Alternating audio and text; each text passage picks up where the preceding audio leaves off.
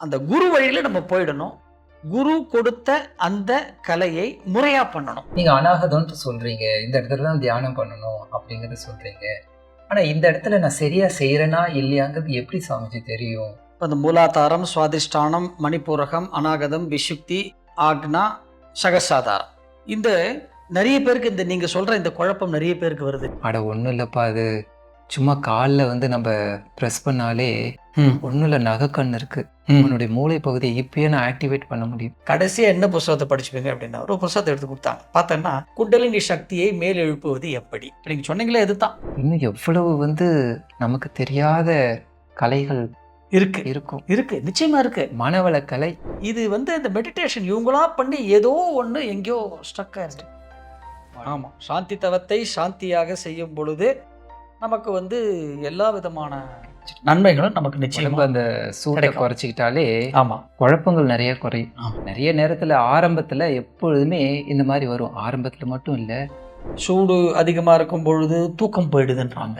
தூக்கம் போனாலே உடல் இயக்கத்துல மாறுபாடு, மெட்டபாலிசத்துல நமக்கு ரசாயன மாற்றம் வந்துடுது. நம்ம இதை விட ஒரு எளிமையா ஒரு குருவாக கொடுக்க முடியாது. என்ன நம்ம யோசிக்கிறோம்னு சொன்னோம்னா, எவர் ஒருவர் 9 வருடங்கள் தொடர்ந்து யோக பயிற்சிகளை செய்கிறார்களோ, 10வது வருஷம் அந்த end cap of the chromosome, எனக்கு தெரிஞ்சு ஒருத்தர் நாங்கள் பார்த்துருக்கோம்.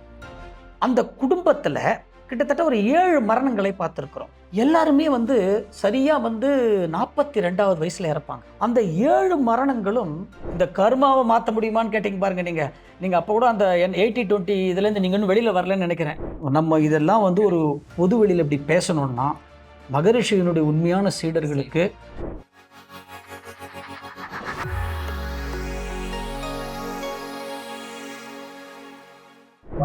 வாழ்க வளமுடன் ஐயா, வாழ்க வளமுடன். நல்ல நாம் இப்போ யோசித்து பார்த்துட்டு இருந்தோம், சந்தேகம் அப்படிங்கிற ஒரு விஷயத்த எந்த அளவுக்கு நம்மளுடைய தியானத்தையே அது நடக்கிற ஒரு நல்ல விஷயத்தையே மாற்றி விட்டுடும் அப்படிங்கிறத யோசிச்சுட்டு இருந்தோம். சந்தேகம் வரும், சந்தேகம் வரும்பொழுது தெளிவுபடுத்திக்கணும். இப்போ தெளிவாச்சா? நம்ம தெளிவுபடுத்திக்கிட்டோம். மகரிஷி இன்னொரு இடத்துல நமக்கு ஒரு கனெக்ஷனை கொடுக்குறாரு. ரொம்ப அருமையான பியூட்டிஃபுல்லான கனெக்ஷன். தியானத்துக்கும் சங்கல்பம் அப்படிங்கிற ஒரு விஷயத்த எடுத்து வச்சிருக்காங்க. நீங்க நல்லவேளை நம்ம அன்னைக்கு பேசிட்டு இருந்தோம், அதை பத்தி நல்லவேளை ஞாபகப்படுத்தினீங்க. நீங்க இப்ப நம்ம சொல்றோம் இல்லையா, அருட்பேராற்றல் கருணையினால் உடல் நலம், நீளாயுள், நிறை செல்வம், உயர் புகழ், மெய்ஞானம், ஓங்கி வாழ்வேன். வாட்டோ சஜஷன். நம்ம தனியா நம்மளே ஒரு சங்கல்பம் சொல்லிக்கிறோம். மகரிஷி இதை நம்ம ஒரு முறை சொன்னால் நாம் அதில் ஒரு தவம் செய்கிறோம். இல்லை, ஆமாம், அது கொஞ்சம் நல்லா சிந்திச்சு பார்த்தோம். என்ன தவம் தெரியுமா ஐயாது? பஞ்சபூத நவக்கிரக தவம். பாருங்க மகரிஷி அவர் அந்த வேர்டிங்ஸ் எல்லாம் எப்படி லிங்க் கொடுத்துருக்காருன்னு பார்த்தா ரொம்ப ஆச்சரியமா இருக்குது. ஒரு பிளான் செய்து எல்லாமே அப்படியே இந்த வார்த்தைக்கு அப்புறம் இந்த வார்த்தை, அதுதான் ரொம்ப ரொம்ப ஆச்சரியமா இருக்கு. இப்போ ஒன்றும் இல்லை, இப்போ நான் உங்ககிட்ட கேட்குறேன், நீங்கள் சொல்லுங்கய்யா. அருட்பேராற்றல் கருணையினால் முதல்ல எதை சொல்றாரு மகரிஷி? உடல் நலம். உடல் நலத்தை சொல்றாரா? உடல் நலம் அப்படின்னு சொன்னா சூரியனும் சந்திரனும். கரெக்ட். மாத்ருக்காரகன் பித்ருக்காரகன். சூரியன் பித்ருக்காரகன், சந்திரன் மாத்ருக்காரகன். அப்ப அந்த சூரியனும் சந்திரனும் தான் உடல் நலத்துக்கு. நம்ம யாரை இப்ப கூப்பிடுறோம்? இப்போ சூரியனும் சந்திரனையும் கூப்பிடுறோம். அடுத்தது நீள ஆயுள். நீள ஆயுள்னா யாரு? ஆயுள் காரகன் என்று சொல்லுகின்ற சனி. இப்போ 3 பேர் வந்துட்டா. அடுத்தது நிறை செல்வம். இப்ப நிறை செல்வம்னு சொல்லும் பொழுது புதனும் வருவாரு. புதன் கண்டிப்பா வந்துருவாருங்க. செவ்வாயும் வந்துருவாரு, ராகுவும் வந்துருவாரு. 3 பேருமே அந்த நிறை செல்வத்தை கொடுக்கிற கோள்கள் இவங்க பேருமே. அடுத்தது உயர் புகழ். உயர் புகழ் குரு. அவர் தான் நம்ம குருவும், அந்த குருவும், பிளானட் குருவும் நம்ம குரு தான். அடுத்தது மெய்ஞானம். யார் பார்த்தீங்கன்னா கேது. இப்ப பாருங்க, சூரியன் சந்திரனும் வந்துருச்சு, செவ்வாய் வந்துருச்சு, ராகு வந்தாச்சு, புதன் வந்தாச்சு, குரு வந்தாச்சு, கேதுவும் வந்தாச்சு. அப்போ நம்ம அருட்பேராற்றல் கருணையினால் உடல் நலம், நீளாயுள், நிறை செல்வம், உயர்ப்புகள், மெய்ஞானம், ஓங்கி வாழ்வேன் அப்படின்னு சொல்லும் பொழுது இந்த 7 கோள்கள் 2 நிழல் கிரகங்கள் 9 பேருடைய நன்மைகளும் நமக்கு அது ஒரு நெகட்டிவா இருந்தா கூட நாம வந்து ஒரு அந்த நிலையில இருந்துகிட்டு அந்த இது சொல்லும் பொழுது எல்லா கோள்கள்கிட்ட இருந்து நமக்கு அந்த ஆற்றல் நமக்கு வந்துடும். பாருங்க என்ன ஒரு டெக்னிக் பாருங்க இதை நாங்க கூட சில இடத்துல கூட யோசிப்பேன். மகரிஷி ஒருவேளை இதை வந்து மினி பஞ்சபூத நவகிரக தவமா நமக்கு கொடுத்துருப்பாரு இத இருக்கலாம், அப்படி கூட இருக்கலாம். சாமிஜி வந்து பஞ்சபூத நவரத்தை வந்து அதாவது யாரு வேணாலும் செய்யலாம் அப்படிங்கிற மாதிரி ஒரு வந்து ஏற்படுத்தி கொடுத்துருக்குறாரு. ஆமா ஆமா. இதுக்கு என்ன வேண்டியிருக்கு இப்ப பாருங்க, இப்ப நம்ம யோசிச்சு பார்த்த மாதிரி அது வார்த்தைகள் தானே. ஆமா. ஆனா அவர் வார்த்தைகளா வந்து அதை நிறுத்தி வச்சிருக்காரானா இல்ல, அந்த வார்த்தைகள் சொல்லும் பொழுது அதுக்கு உயிர் கொடுத்துருக்காரு. அதுவும் அந்த உயிர் எங்க கொடுத்துருக்கிறார் பாருங்க. பிரபஞ்சத்துல இருக்கக்கூடிய அத்தனை கோள்களையும் இந்த சங்கல்பம் அப்படிங்கறதுலன்னா தினமும் தினமும் நம்ம போய் நவ கோள்களை சுத்தி அதுதான். அதுவும் என்ன, கோயிலுக்கு போனோம்னா 9 முறை தான் சுத்த முடியும். அதுக்கப்புறம் சுத்துறதுக்கெல்லாம் வந்து வாய்ப்பே கிடைக்காது. போதும் டைம் ஆயிடுன்னு வந்துடுவோம். இது உட்காந்துட்டு இருக்கும் போதெல்லாம் சுத்திட்டு இருக்கலாம், உங்ககிட்ட பேசிட்டு இருக்கும் போது சுத்தலாம். நீங்க 9 முறை சுத்தும் பொழுதும் இப்ப நீங்க ஒண்ணு ஐயா, நம்ம இங்க பேசும்பொழுது நம்ம மனசை திறந்து பேசணும். அதாவது என்னன்னு கேட்டீங்கன்னா, இப்போ நான் மனசை திறந்து பேசணும்னு சொல்றது வந்து யாருக்குன்னா இதை பார்க்குறவங்களுக்கு தான். இப்போ நவகிரகத்தை போய் நம்ம வந்து சுத்துறோம் இல்லையா, சுத்தும் பொழுது எத்தனை பேர் வந்து எனக்கு இந்த கோள்கள் கிட்டேருந்து இருக்கிற ஏதாவது எனக்கு வந்து எதிர்வினைகள் எனக்கு வாழ்க்கையில கர்ம வினை பதிவுகளின்படி இருந்ததுன்னா எனக்கு அதை போக்கணும் அப்படின்னு சொல்லிட்டு எத்தனை பேர் நம்ம அந்த எண்ணத்துல சுத்தும்போது என்ன பண்றோம்? 1 நம்பர் தான் ஓடி, அவ்வளவுதான், நம்பர் தான் ஓடிக்கிட்டு இருக்கு. இன்னொன்று அங்கே கூட சந்தேகம் வரும், 8 சுத்தணுமா 9 சுத்தணுமா? அது எப்போதுமே வரும். அப்போ இது சுத்தி முடிச்ச உடனே சரி 9 சுத்தினாலும் சரி 8 சுத்தினாலும் சரி 10 சுத்தினாலும் சரி நம்ம வந்து உங்களுடைய எண்ணம் அது அந்த ஒரு எண்ணிக்கையில போய் நிக்கிறதே தவிர நீங்க எதை நினைச்சு ஒரு பிரார்த்தனை பண்ணீங்களோ, பிரார்த்தனை இப்ப கிட்ட 10ல் 5 பேருக்கு அது மாதிரி போகாது. அதுக்கப்புறம் நம்ம என்ன பண்றோம்? கோள்கள் மேலேயே வந்து திட்டுறோம், என்னுடைய போராத கிரகம் அப்படின்னு எல்லாம் நம்ம சொல்றோம். இதை விட ஒரு எளிமையா ஒரு குருவால கொடுக்க முடியாது. என்ன நம்ம யோசிக்கிறோம்னு சொன்னோம்னா, இப்போ அவர் எப்படி கொடுத்துருக்காங்க, இப்போ நம்மளுடைய மனநிலையை புரிஞ்சு வச்சிருக்காங்க. அதாவது இந்த மாதிரி மந்திரத்தை சொல்லுங்க, இந்த மாதிரி போய் சுத்திட்டு வாங்க அப்படின்னு சொன்னாலும் நம்ம அங்கே போயிட்டு என்ன பண்றோம்னு பார்த்தோம்னா நம்பரை பார்த்துக்கிட்டே சுத்திட்டு இருப்போம். ஆமா. அதுக்கப்புறம் இன்னொன்று அதில் அப்படியே வரும்போது ராகு கேது வந்து ஒரு இதுவாக இருக்கும் அப்படின்ட்டு சொல்லுவாங்க. உடனே என்ன ஆகிடும்? ராகு கேது எனக்கு இப்போ சரியில்லை இல்லையா அப்படிங்கிறதுல போய் மாட்டிக்குவேன். ஆமாம். ஸோ அதில் மாட்டிக்கிட்டு கடைசியில் என்ன பண்ணுவேன்? அந்த ஞாபகத்திலே தான் இருந்துட்டு நிச்சயமா எதுவுமே இல்லாமல் ஒரு அழகாக வார்த்தைகளை கொடுத்துட்டு இப்போ நிறை செல்வம் அப்படின்னு சொன்னால் என்ன? கண்டிப்பாக நிறை செல்வம் தான் ஞாபகம். நிச்சயமா அதைத்தான் சொல்கிறேன். அந்த ஆட்டோ சஜஷன் அப்படின்னு சொல்லும் பொழுது இப்போ நீங்கள் ஒன்று சொன்னீங்க பாருங்க, அது நம்ம சொல்லும் பொழுது நாம அதுவா மாறிடணும். நமக்கு வர்ற வார்த்தைகள் வெறும் உதட்டிலிருந்து வரக்கூடாது, உள்ளிருந்து வரணும். இப்போ வெறும் வாழ்க வளமுடன் சொல்றது, அது கூட சொல்றது கூட இங்கிருந்து உதடு அசைந்தாலும் குரல் இங்கிருந்து வந்தாலும் அதனுடைய ஆரம்பம் என்னன்னு கேட்டீங்கன்னா நாபிலிருந்து தான் அது ஆரம்பமே ஆகுது. அப்ப அங்கிருந்து தான் அந்த ஒலி எழும்புகிறது. அப்ப அந்த ஒலி எழும்புற இடத்துல இருந்து அதனுடைய அதிர்வுகளை அந்த நிலையில இருந்துகிட்டு இந்த ஒரு நமக்கு நாமே ஒரு சங்கல்பத்தை ஆட்டோ சஜஷன் நம்ம சொல்லிக்கிட்டோம்னா நிச்சயமாக ஒரு உடல் செல்லும் அதிர்வு கண்டிப்பா அதிரும். இப்போ நீங்க உணர்ந்திருக்கிறீங்க, அதனால தான் அதை சொல்றீங்கன்னு நினைக்கிறேன். இப்போ வந்து எல்லா அன்பர்களுக்கும் அது வந்து, அதாவது எல்லா அன்பர்களுக்கும் நிச்சயமா இது நடந்துட்டு இருக்கு. ஆமா. ஆனா என்ன ஆகுது தெரியும், நம்ம வந்து அந்த நடக்கிற ஏற்கனவே நம்ம டிஸ்கஸ் பண்ணதுதான், இந்த நடக்கிற விஷயத்த மற்றவங்களோட வந்து ஒப்பிட்டு பார்க்கணும். அது பண்ணக்கூடாது, மெயின் இது பண்ணக்கூடாது. அதுதான். ஏன்னா இது வந்து ஒரு என்ன சொல்றது, இண்டிவிஜுவாலிட்டின்னு சொல்லணும். தனி, இது ஒவ்வொருத்தருக்கும் ஒரு தனி இதை வந்து நம்ம வந்து எனக்கு இப்படி இருக்கு உனக்கு இருக்குன்னு ஒப்பிடக்கூடாது. ஏன்னா இப்போ நீங்க சொல்ற மாதிரி ஒவ்வொருத்தருக்கும் ஒவ்வொரு வகையான கர்மாக்கள் இருக்கிறது. இப்போ வந்து உங்களுக்கு வந்து ராகு ஃபேவர் பண்ணலாம், எனக்கு வந்து ராகு அன்ஃபேவரா இருக்கலாம், எனக்கு சாதகம் இல்லாத கோள் ராகு இருக்கலாம். ஒருவேளை உங்களுக்கு ராகு சாதகமா இருக்கலாம். அவர் ஒரு ராகு தான். அவர் ஒண்ணுதான். ஆனா உலகத்தில் இருக்கிற அத்தனை கோடி மக்களுக்கும் ஒவ்வொருத்தருக்கும் அதுதான் இறைவனுடைய இது. அது மாறும். அது இப்ப நீங்க சொல்ற மாதிரி எனக்கு இப்படி இருக்கு உனக்கு இப்படி இருக்குன்னு இதை சொல்லக்கூடாது. நீங்க சொல்றது கரெக்டா. அதுதான் அதுதான் நம்ம இது ஒன்றும் இல்லை, நம்ம வாழ்க்கையிலே பார்த்தது தான் நம்ம இப்போ பேசிக்கிறோம். நிறைய நேரத்தில் ஆரம்பத்தில் எப்பொழுதுமே இந்த மாதிரி வரும். ஆரம்பத்தில் மட்டும் இல்லை, கொஞ்ச நாள் ஆயிட்டு நல்லா அப்படியே தவம் செய்துட்டு இருக்கோன்னு சொன்னாலும் கூட இந்த மாதிரி ஒரு சந்தேகம் அங்கே வந்துடும். என்ன நடக்குது ஏது நடக்குதுங்கிறது சிக்கிக்கிறோம் அதுக்குள்ளார. இன்னொன்று கூட ஐயா,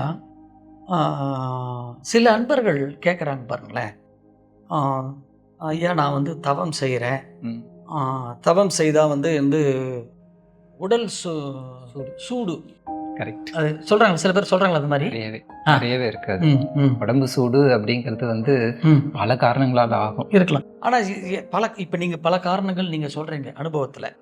ஆனால் ஒரு சில பேர் என்ன பண்ணுறாங்கன்னு கேட்டிங்கன்னா, எனக்கு இந்த மெடிடேஷன் பண்ணதுனால தான் எனக்கு இது வந்துருச்சோ, திருப்பியும் அதே எது சந்து ஏகம். நான் நேற்று போய் வந்து நல்லா படம் பார்த்துட்டு உட்காந்துருப்பேன். ஏதோ ஒரு சாப்பாடை விட வேற எதுவுமா சாப்பிட்ருப்பேன். ஆனா கடைசியில பார்த்தோன்னா தியானம் பண்ணதுனால தான் வந்து சூடாகுது அப்படிங்கிறது ஒரு அதைத்தான் சொல்றேன். ஆனா கண்டிப்பா இப்ப மகரிஷி வந்து அதுக்கு தான் அற்புதமா நமக்கு தவத்திலேயே வெவ்வேறு விதமான தவத்தை கொடுத்துட்டாரு. ஆமா, எந்தெந்த தவம் செஞ்சா அப்படியே சூடு ஆனாலும் கூட எனக்கு தெரியும் அவருக்கு நம்ம பிள்ளைகளுக்கெல்லாம் எந்த விதமான தொந்தரவும் வரக்கூடாது, சந்தேகமும் வருங்கிறது தெரியும். ஆமா, அப்படி சொல்றீங்க நீங்க. சந்தேகமும் வரும், நிச்சயமா வரும். இவ்வளவு பண்ணாலும் சந்தேகம் வரும்.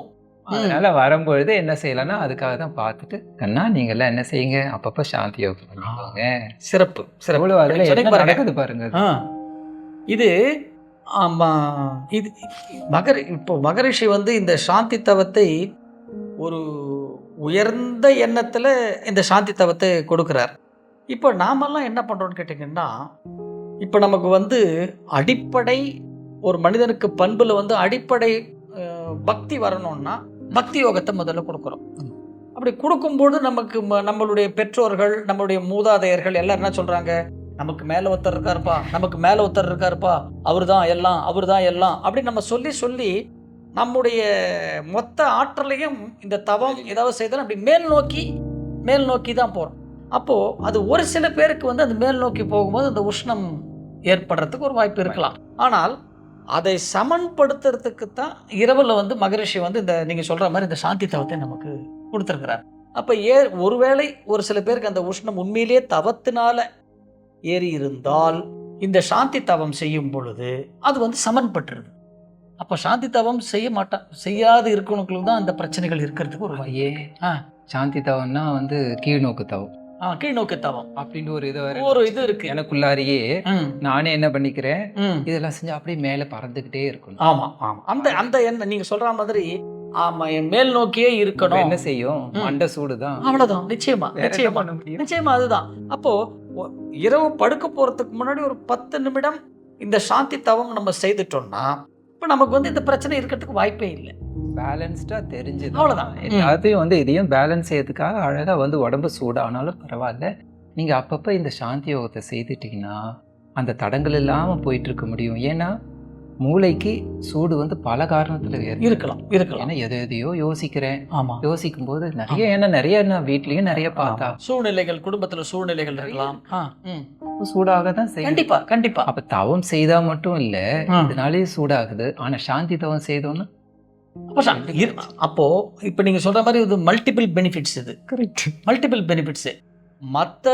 மத்த ஒரு விவகாரங்கள்னால உடல் உஷ்ணம் ஆயிட்டாலும் இந்த சாந்தி தவம் பண்றதுல என்ன ஆயிடுது, அதுவும் சமன் ஆயிடுது. அதை வந்து அப்போ புரிஞ்சுக்கணும். அதான் சாந்தி வந்து சாந்தியாக தியானத்துக்கு மட்டும் சாந்தி இல்லை. கரெக்ட். குடும்பத்துல என்னதான் இருந்தாலும், உனக்குள்ளார என்னதான் ஆகியிருந்தாலும் அதுக்கும் சாந்தி அப்படிங்கிறது அற்புதமா அதை வந்து கொடுத்துருக்காங்க. ஒரு பெரிய ஒரு கிரேட் மெடிடேஷன் அது சாந்தி தவம். இன்னொன்று வந்து அந்த சாந்தி தவத்தினுடைய சிறப்பு அப்படின்னு பண்ணும்பொழுது, இப்போ அடியனுடைய சிற்றறிவுக்கு எட்டி வரை உங்ககிட்ட நான் ஒரு அட்வைஸ் கேட்குறேன். இன்னைக்கு உலகத்தில் வந்து எந்த விதமான எந்த இருக்கிற எல்லா ஸ்பிரிச்சுவல் ரியாலிட்டி சென்டர்ஸ், அந்த ஆன்மீக மையங்கள் இருக்கே, எந்த இடத்துலையுமே இந்த சாந்தி தவம்ன்றது ஒன்று இல்ல இல்ல இந்த அளவுல நிறைய இடத்துல பார்த்த இடத்துல பார்த்தோம்னா எல்லாருமே வந்து மேல் நோக்கினது தான் இருக்கும். அதாவது இன்னொன்று இப்படி சொல்றாங்க, ஆ, பகிர்ந்துக்கலாம். ஆ, நீங்க கீழ் நோக்கி போறதுனால வந்து உங்களுக்கு தடையா வந்து நீங்க நினைக்க ஆகிடும் அப்படின்னு சொல்றாங்க. ஓகே. ஆ, அப்படி ஆதரிச்சு பார்த்தோன்னா ஓகே, அப்படி என்னால் போக முடிஞ்சதுன்னா, ஏன்னா இந்த ஃபிசிக்கல் பாடிக்கு ஒரு லிமிட்டேஷன் இருக்குதான். சாமிஜி சொல்லக்கூடியது அவ்வளோ அழகாக தெளிவாக சொல்றாரு. ஃபிசிக்கல் பாடியை நீ கெடுத்துக்கிட்டு மேலே போகிறதுங்கிறது நிச்சயமா முடியாது. முடியாது முடியாது. அதனால இது கீழ்நோக்கு தவம் இல்லை. ம், அவர் சொல்லக்கூடியது அதுதான், கீழ்நோக்கு தவமே கிடையாது. ஆ, இதுதான் நீங்க சொன்ன மாதிரி இப்போ வந்து மற்ற இடங்கள்ல வந்து இதை வந்து அது வேண்டாம் அப்படிங்கிற மாதிரியே வந்து ஒரு பொருளாக வந்து எடுத்துக்கப்படுது. ஆஹா. ஆனா மகரிஷி கிட்ட கிடைச்ச ஒரு பெரிய விஷயம் அதை தான் முக்கியத்துவமா. அதனால தான் கேட்குறேன் நான். அதனால தான் நான் கேட்குறேன் நான் அதை. ஏன்னா அதுக்கு வந்து அந்த அளவுக்கு ஒரு முக்கியத்துவத்தை கொடுக்குறாரு. ஏன்னா பார்த்துருக்காரு. இல்லைன்னா மகரிஷி அதை சாதாரணமாக கொடுத்துருக்க மாட்டாருல்ல. இல்லை மகரிஷியே அந்த இதில் சிக்கினாங்க இல்லையா, ஆ, இந்த இதில் கிடைச்ச போது அப்பதான் உணர்றாரு. ம். இந்த கவியில கூட எழுதுறாரு பாருங்க. இந்த பாட்டுல தவ வேகம் உடல் பலத்தை மீறும் பொழுது தடுத்திடவும் ஒரு வழி உண்டு. ஒரு அற்புதமான கவி. பாருங்க, கடைசியில் சொல்ற நவயுகத்திற்கேற்றபடி வாழ்க்கையின் ஊடே. எவ்வளவு அந்த கான்ஃபிடென்ட்டான ஒரு வார்த்தையை, அதுவும் நவயுகத்துக்கு ஏற்றபடி பாருங்க. நவயுகத்துல அப்ப நவயுகம்னு அவர் சொல்லிட்டாரு. அந்தந்த காலத்துல படிக்கிற மக்களுக்கு அதுதான் அந்த நவயுகம். அப்போ அப்படிதான் நம்ம எடுத்துக்கணும். காலகாலத்துக்கு இது முக்கியமான தேவை அப்படிங்கறது அவ்வளவு அழகா வந்து தெளிவா. ரியலி கிரேட் அது, ரியலி கிரேட் அது.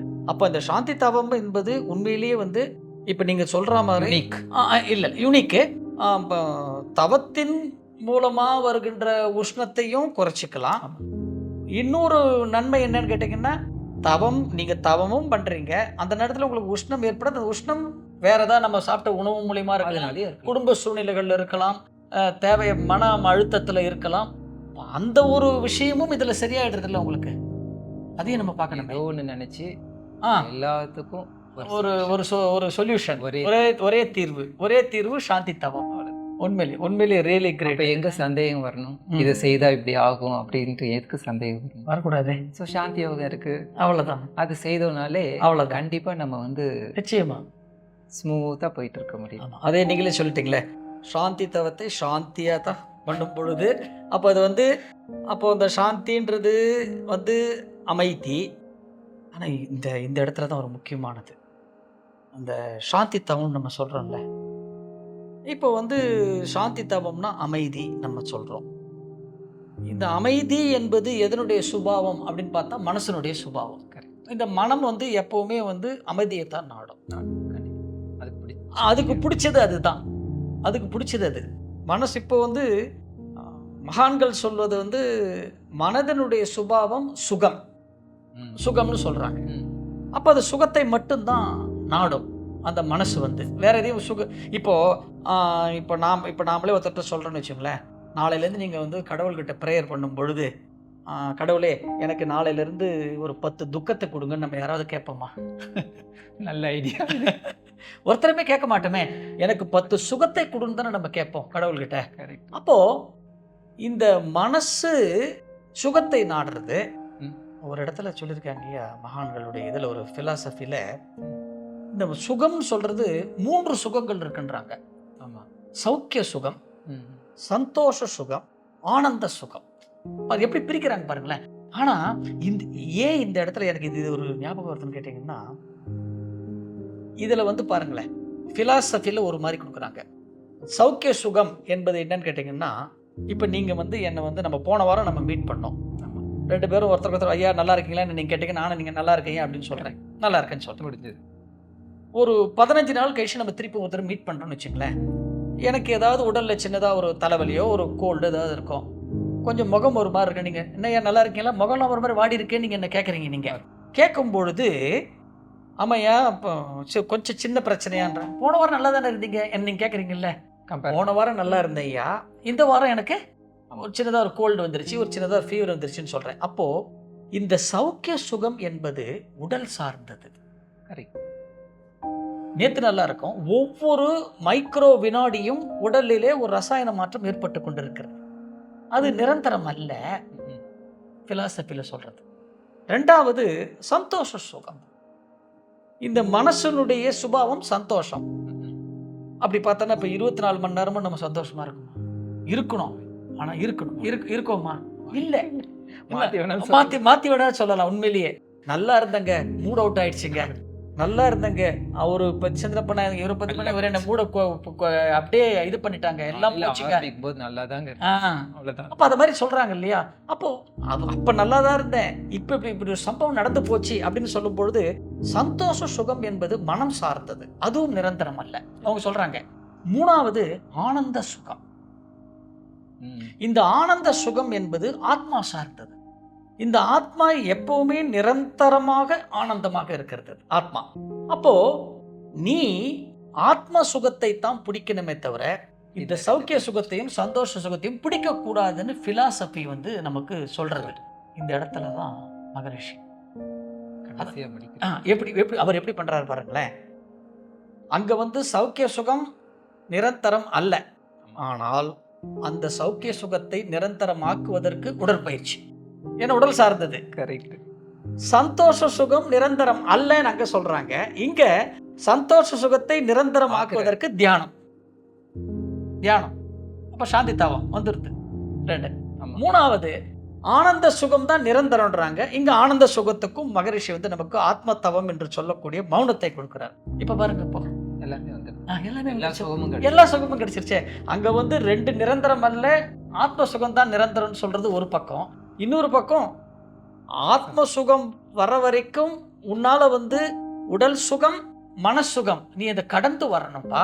அப்ப கடந்து வரணும்னா உனக்கு அதுக்கும் சில அங்க உபதேசங்களை கொடுக்கிறார்கள்.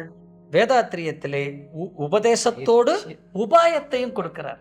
அப்ப அந்த உபாயத்தை கொடுக்கும்போது பாருங்க, அப்ப உடலுக்கும் நமக்கு சுகமா இருக்கிறதுக்கு ஒரு பயிற்சி, மனசுக்கும் சுகமா இருக்கிறதுக்கு ஒரு பயிற்சி, ஆத்மாவுக்கும் சுகமா இருக்கிறதுக்கு ஒரு பயிற்சி. உடல், மனம், ஆன்மா. இப்ப 2 நடுவுல இருக்கு பாருங்க. நடுவுல 2 இது இருக்கு, உயிர்னு ஒண்ணு இருக்கு, குணம்னு ஒண்ணு இருக்கு. அப்ப உயிருக்கு காயகல்ப பயிற்சி கொடுத்துட்டாரு, குணத்துக்கு அகத்தாய்வு கொடுத்துட்டாரு. இப்ப பாருங்க, அப்போ நம்ம எப்படி இருக்கணும்? அப்போ அவ்வளவு எல்லாமே வந்துருச்சே, எல்லா சுகமும் கிடைச்சது, சொர்க்கம். அவ்வளவுதான். அப்போ அந்த சொர்க்கம் இங்கத்தான் இருக்கு நமக்கு. உண்மையிலேயே போனாதான் நிறைய கிடைக்கும், இந்த சுகம் கிடைக்கும், அந்த மாதிரி ஒரு மெத்த கிடைக்கும் அப்படின்ட்டு எல்லாம் இங்க இருக்கிறது. அப்போ அந்த குரு அதை சரியான முறையில நமக்கு ஒரு அழகா ஒரு வடிவமைச்சு நமக்கு அதை கொடுக்குறாங்க. அப்ப இனிமேல் இப்ப நீங்க சொல்ற மாதிரி அந்த இது அந்த உடல் உஷ்ணன்ற பேச்சு பத்தி நம்ம பேசக்கூடாது. சரி, அப்படி தேவை இருந்தாலும் கூட இன்னைக்கு எவ்வளோ உணவு முறைகள்ல கூட நிறைய விஷயங்கள். இப்ப நல்ல வேலை அதை நீங்க சொன்னீங்க, அது கொஞ்சம் சொல்லுங்க. அது கொஞ்சம் இப்ப உணவு முறைகள் சொல்லும் பொழுது இப்ப இன்னைக்கு நமக்கு எடுத்துக்கிட்டோம்னு வச்சுக்கோங்களேன், என்னன்னா இன்னைக்கு நிறைய இந்த லைட்ல தான் வேலை செய்யறோம். அந்த காலத்துல எல்லாம் பார்த்தோம்னா அகல் விளக்கு இருக்கும். அப்படிலாம் இருக்கும்போது நமக்கு அந்த விளக்குல இருந்து வரக்கூடிய அந்த உஷ்ணம் பார்த்தோம்னா உடலுக்கு ஒன்றும் பெருசா பண்ணாது அந்த காலத்துல. இப்ப பாருங்க, எப்போ பார்த்தாலும் லைட் எரிஞ்சிட்டு இருக்கும். லைட் எரியும் போது லைட்டு படுது. கண்டிப்பா இதுவே சாதாரண எல்லாருடைய வீட்லயும் நடக்கிறது தானே, இதுவே இருக்குது. அதுக்கு மட்டும் இல்லாம என்ன பண்றோம், நம்ம கையிலேயே ஒருத்தர் இருக்காரு, செல்போன், அந்த லைட்டு அவர் எப்போதுமே பார்த்துக்கிட்டே இருப்பேன். அங்க ஸ்கிரீன் லைட்டு, டிவி வீட்டுல இவரும் ஓடுவாரு. எல்லாமே ஓடிட்டு இருக்கும்போது உஷ்ணங்கிறது பொதுவாகவே நமக்கு ஏற்படுறது சகஜமா தான் இருக்கு. இப்போ நம்ம தினமும் உணவு முறையிலே நம்ம சேர்த்துக்கிட்டோம்னா கூட ஈஸியாக அதை ஹேண்டில் பண்ண முடியும். உடல் சூட்டை தணிப்பதற்கு. உடல் சூட்டை தணிக்கிறது எவ்வளோ விஷயங்கள் இருக்கு பாருங்க. இன்னும் வேண்டாம், பால் குடிச்சாலே சூடு குறையும் சொல்றது இருக்கு. சரி, இன்னும் ஸ்பெஷலா எடுத்துக்கிட்டோம்னா நம்ம இந்த விதைகள் எல்லாம் நிறைய இருக்கு. சியா சீட்ஸ், சப்ஜா விதை, சியா சீட்ஸ் எல்லாம் அது செய்யக்கூடியது. குட்டி குட்டியா இருக்கிற விஷயம்லாம் அவ்வளவு குட்டி குட்டியா இருந்தாலும் பெரிய பெரிய அளவுல உடம்பு சூட்டை குறைக்கும். பெனிஃபிட்ஸ் நிறைய இதுல. ஆமா, பாதாம் பிசின் இதெல்லாம் கூட தினமும் கொஞ்சோண்டு ஊற வச்சு சாப்பிட்டோம்னா கூட ஒரு சப்ளிமெண்டாவும் ஆச்சு, உடம்பு சூட்டையும் குறைக்கிறதுக்கும். பாதாம் பருப்பு கூட தினமும் ஒரு 4 பாதாம் பருப்பு கூட சோக் பண்ணிட்டு ராத்திரி அடுத்த நாள் காத்தால ஸ்கின் ரிமூவ் பண்ணிட்டு சாப்பிட்டா கூட நல்லது இல்லையா? அந்த மாதிரி அதே மாதிரி இது கூட சொல்றாங்களே, அது கூட நம்ம அந்த வெந்தயத்தை கூட சாப்பிடலாம். உண்மையா வெந்தயம் இருக்கு பாருங்க, அதுல உண்மையிலே சுறுசுறுப்பா இருக்கணும். மெடிடேஷன் செய்யணும்னா உண்மையிலேயே உடம்புல கொஞ்சம் இருக்கணும், சத்து வேணும். ஆமா, அப்ப இரும்பு சத்து கொஞ்சம் முக்கியமானது. அது பேரே பாருங்களேன், வெந்த அயம். வெந்தன்னா பதப்படுத்தப்பட்ட, அயம்னா இரும்பு. பதப்படுத்தப்பட்ட இரும்பு வெந்தயம். இது எப்படி பாருங்க. வாக்கியத்துல வந்து ரொம்ப சிறப்பா சொல்லுவாங்க. ஆ, அதாவது அந்த அயத்தையே வந்து அவங்க மாத்தி மேக்னடைஸ் பண்றது. ஓகே. அப்படி செய்து அந்த மாதிரி பொருளை தான் வந்து சித்த மருத்துவத்துல ஆயுர்வேதத்துல பார்த்தோம்னா அயச்செந்துரம் அயச்செந்தூரம். சொல்றதுல இதெல்லாம் ஆமா. சாதாரண அயச்செந்தூரம், அயக்காந்த செந்தூரம்லாம் அவங்க எல்லாம் சொல்லுவாங்க. சொல்லுவாங்க ஆ, பாருங்க. ம். இது நம்ம தினமுமே நம்ம சமையல் கட்டுல இருக்கு. ஆமா நம்ம சமையல் அறையில வச்சு சமையல் அறை போனா சூடாகும். ஆமா, ஆனா சமையல் அறையில அந்த பொருளை எடுத்து எடுத்து ஒழுங்கா சாப்பிட்டா அவ்வளவுதான் அவ்வளவுதான். எப்படி ஒழுங்கா ஒண்ணுல ஊற வச்சு ம், அது ராத்திரி கொஞ்சோண்டு ஒரு கையளவுக்கு ஊற வச்சுட்டு ம். காலையில அந்த தண்ணியை குடிச்சா சுகர் போகும். சுகரே போகும். பாருங்க. ம், ம். நிறைய பேருக்கு அதை வந்து சுகரை வச்சுட்டு இன்னைக்கு பெரிய தலைவலியா இருக்கு. ஆமா. ஒன்றும் இல்லை, வெந்த அயம். ஸோ அழகா அதை வந்து கொஞ்சம் ஊற வச்சு அந்த தண்ணியை குடிக்காது, அதை எடுத்து மென்னோன்னா அப்படியே குழன்ட்டு வரும். ம். காலையிலேயே அது வயிற்றுல போச்சுன்னா இன்னொன்று இந்த தவத்துக்கு முக்கியமாக வந்து ஆ. பிரச்சனை வருது பார்த்தோன்னா, இந்த வயிற்றுல வந்து இருக்கதெல்லாம் போட்டு அடைச்சி வச்சுக்கிட்டு ம். டைஜஷன் ஆகாமல் நிறைய பேர் கஷ்டப்படுறது, கான்ஸ்டிபேஷன் ப்ராப்ளம் பார்ப்போம். சரி. இது பாருங்க, இந்த குழகுழப்பு வெந்தயம் சூட்டையும் குறைக்கும், ம். இரும்பு சத்தையும் கொடுத்துச்சு. மலச்சிக்கலையும் போக்கிடும். பாருங்க, மல்டி பர்பஸ், மல்டிபிள் அட்வான்டேஜஸ். ஒரே பொருள் ஒரே இதில் பாருங்க, குட்டி குட்டி பொருள். அது நம்ம தனியா போய் இது வாங்கணுன்ற அவசியமே கிடையாது. நம்ம வீட்டு கிச்சன்லயே இருக்குது. அடிப்படை மருந்து, ஆ. அடிப்படையிலே இருக்கக்கூடிய மருந்து. நம்ம பாட்டி வைத்தியம்னு கூட சொல்லலாம் அதை. அடிப்படை மருந்து சொல்லுவாங்க, பாட்டி வைத்தியம் சொல்லுவாங்க, கிராமத்து வைத்தியம் சொல்லுவாங்க. ஆமா. எல்லாம் நம்ம வந்து அப்படியே பின்னோக்கி போகணும்.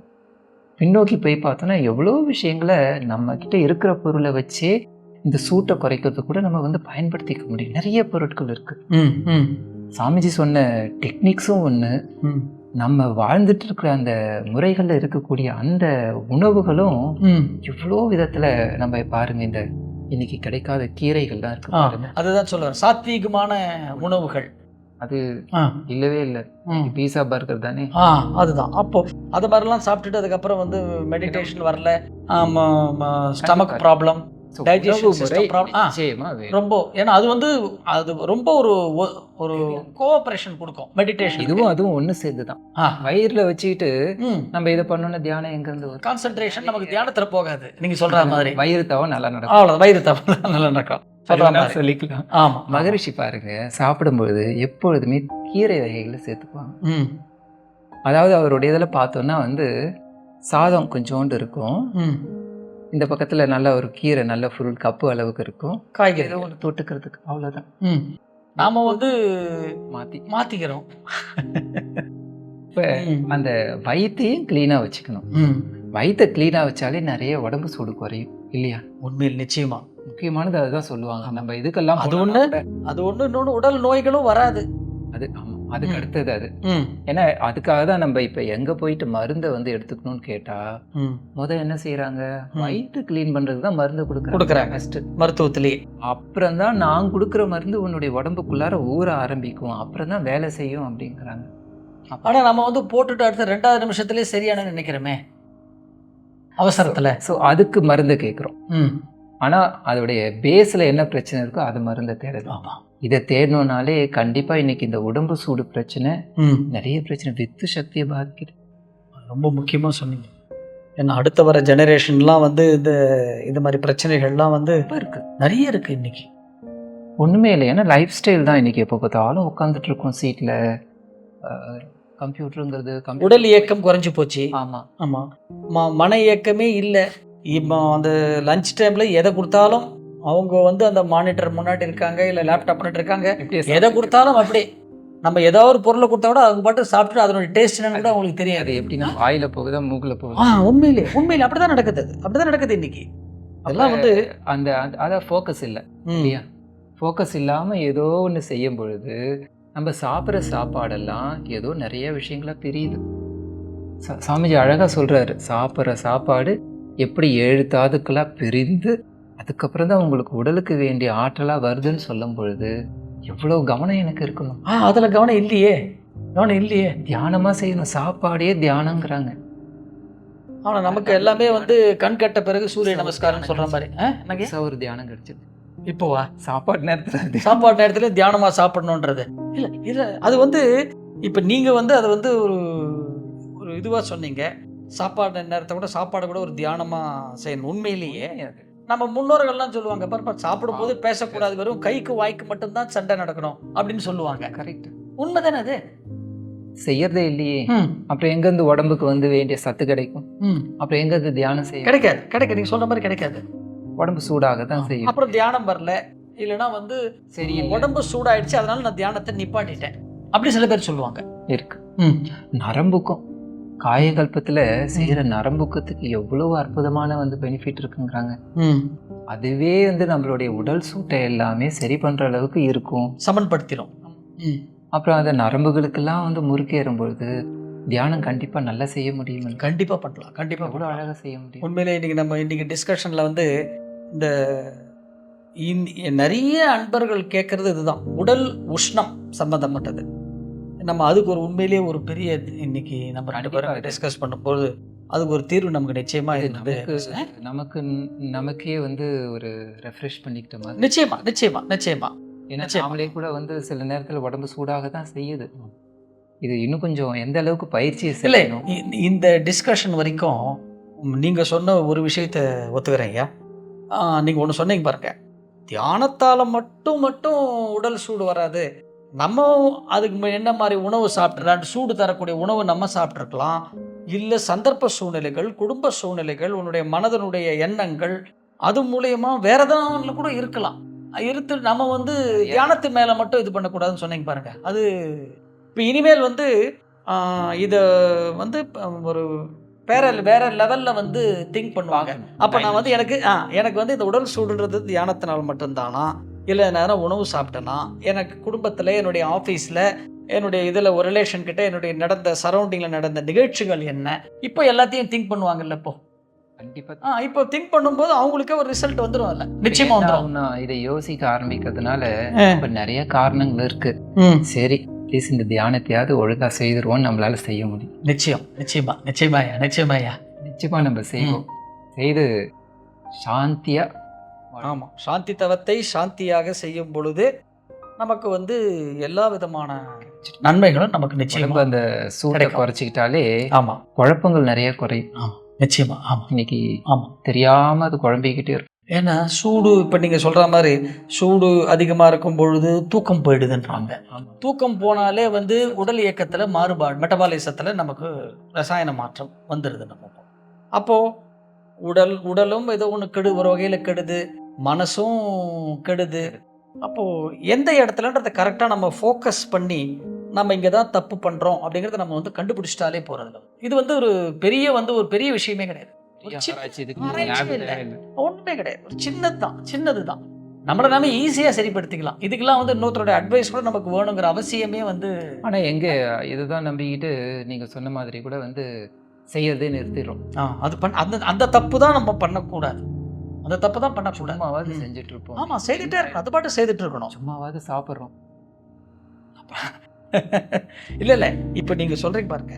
ஏன்னா நம்ம வந்து தினமும் தூக்கம், காலை கடன் முடித்தல், காலையில் வந்து ஒரு காலை உணவு, மதிய உணவு, இரவு உணவு, வேலை, இப்படி பண்ணுற மாதிரி ஒரு இந்த தியான உடற்பயிற்சி, நம்ம காயகல்பத்தை பற்றி அதே மாதிரி இந்த தியானத்தையும் ஒரு நித்திய கடனாக எடுத்துகிட்டு வந்துடணும். நம்ம கடமையாக எடுத்துகிட்டு வந்துடணும். கரெக்ட்.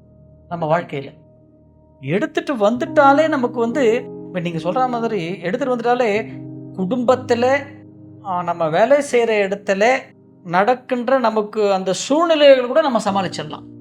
ஏன்னா அந்த உடம்பு சூடும் இல்லை, மனசுலேயும் சூடு இல்லாமல் அந்த சாந்தி யோகம் செய்கிற ஒரு காரணத்தினாலேயே நமக்கு வந்து அமைதியாக இருக்க பழகிட்டோம். நிச்சயமா. கண்டிப்பாக அங்கே என்ன பிரச்சனை கொந்தளிப்பு வந்தால் கூட நான் அமைதியாக தான் பார்க்க. அவ்வளோதான், முடிஞ்சு போச்சு.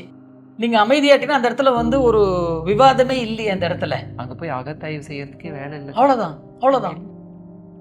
அழகா போச்சு பாரு. நிச்சயமா. சாமிஜி எவ்வளோ எளிமையாக அதை வந்து செய்து கொடுத்துருக்கோம். நம்ம இன்னும் அதை இன்னும் கொஞ்சம் டீப்பாக நம்ம வந்து புரிஞ்சுக்கணும். அது நிச்சயமா. ஆமாம், ஆராய்ச்சி இன்னும் நிறைய செய்யணும். உண்மையிலேயே ஆராய்ச்சி செய்யணும். வாழ்க வளமுடன். இப்போ இந்த சாந்தி யோகம்னு சொல்லிட்டு நம்ம யோசிக்கும் பொழுது இன்னொரு ஞாபகம் வருது. நிறைய பேர் இன்னைக்கு இந்த நெட்லெலாம் போயிட்டு பார்த்தோன்னா கூட குண்டலினிங்கிற பிரச்சனை ஒரு பெரிய இது இருக்குன்னு வச்சுக்கோங்களேன். குண்டலினியை பற்றி பேசுறது ஏதோ ஒரு பெரிய இதுவாக பேசுகிறாங்களா, அது செஞ்சால் இப்படி ஆகிடும் அப்படி ஆகிடும் அப்படிங்கிறதுனால என்னென்னமோ கேட்டுட்டு ஆனால் மகரிஷி எங்கேயுமே இதை கோட் செய்யலையே அப்படிங்கிறத யோசிச்சு பார்த்தோன்னா உண்மையிலே ஏன் செய்யலை அப்படிங்கிறது அப்போ தான் புரிய வருது. ம் நான் என்ன பண்ணுறேன், ஆரம்பத்தில் நான் வந்து எதையோ ப்ராக்டிஸை செய்கிறேன். அப்புறம் இன்னொருத்தர் ஏதோ ஒன்று சொல்கிறாரு. அவர் சொல்லும் பொழுது அவர் சொன்னதையும் எனக்கு நடக்கிறதையும் நான் வந்து கம்பேர் செய்து பார்க்குறேன். ஓகே ஓகே கம்பேர் செய்து பார்க்கும்போது என்ன ஆகுதுன்னா, எனக்கு வேற மாதிரி நடக்குது, அவங்களுக்கு வேற மாதிரி நடக்குது. ஏற்கனவே நம்ம பேசணும், ஆமாம், ஒவ்வொருத்தவங்களும் தனித்தனி இண்டிவிஜுவாலிட்டி இருக்கு. இதையும் அதையும் மேட்ச் ஆகுமான்னு பார்த்தா கண்டிப்பாக மேட்ச் ஆகிறதுக்கே இல்லை. ஆமாம் ரெட்டை குழந்தையா பிறந்திருந்தா கூட ஆமாம் எவ்வளோ வித்தியாசம் இருக்கு, ஆமாம், குணங்கள் வித்தியாசம் வருதே. எவ்வளோ இருக்கு. ம். சாமிஜி அழகா அந்த இதில் சொல்றாங்க பாருங்க, ம். வித்தியாசங்கள் இதுலன்னு சொல்லும்போது எவ்வளவு அற்புதம். அதையும் கொண்டு வந்து வைக்கும் பொழுது கண்டிப்பா வித்தியாசம் இருக்கும் தான் அப்படின்னு சொல்றாங்க. ம் அப்ப இந்த மாதிரி விஷயங்கள்ல வித்தியாசம்னா நமக்குள்ளார நடக்கக்கூடிய அந்த ப்ராசஸ்ல எவ்வளோ வித்தியாசம் இருக்கும். அது தெரியாம இன்னைக்கு என்ன ஆயிடுதுன்னா, குண்டலினின்னு சொன்னோம்னா இப்படியெல்லாம் தான் ஆகும் அப்படின்னு சொல்லிட்டு அதை கேட்டு கேட்டு கேட்டு இன்னும் இன்னும் போறதுனால நிறைய பேருக்கு அந்த குண்டலினி ஏறி போச்சுன்னு சொல்லி என்ன காரணம்னா இலூஷன். ஆ ஏன்னா தெரியாம புரியாம அப்படியே செய்யுது. இங்க மகரிஷி கையை வச்சுட்டு கூட்டுட்டு போறாங்க.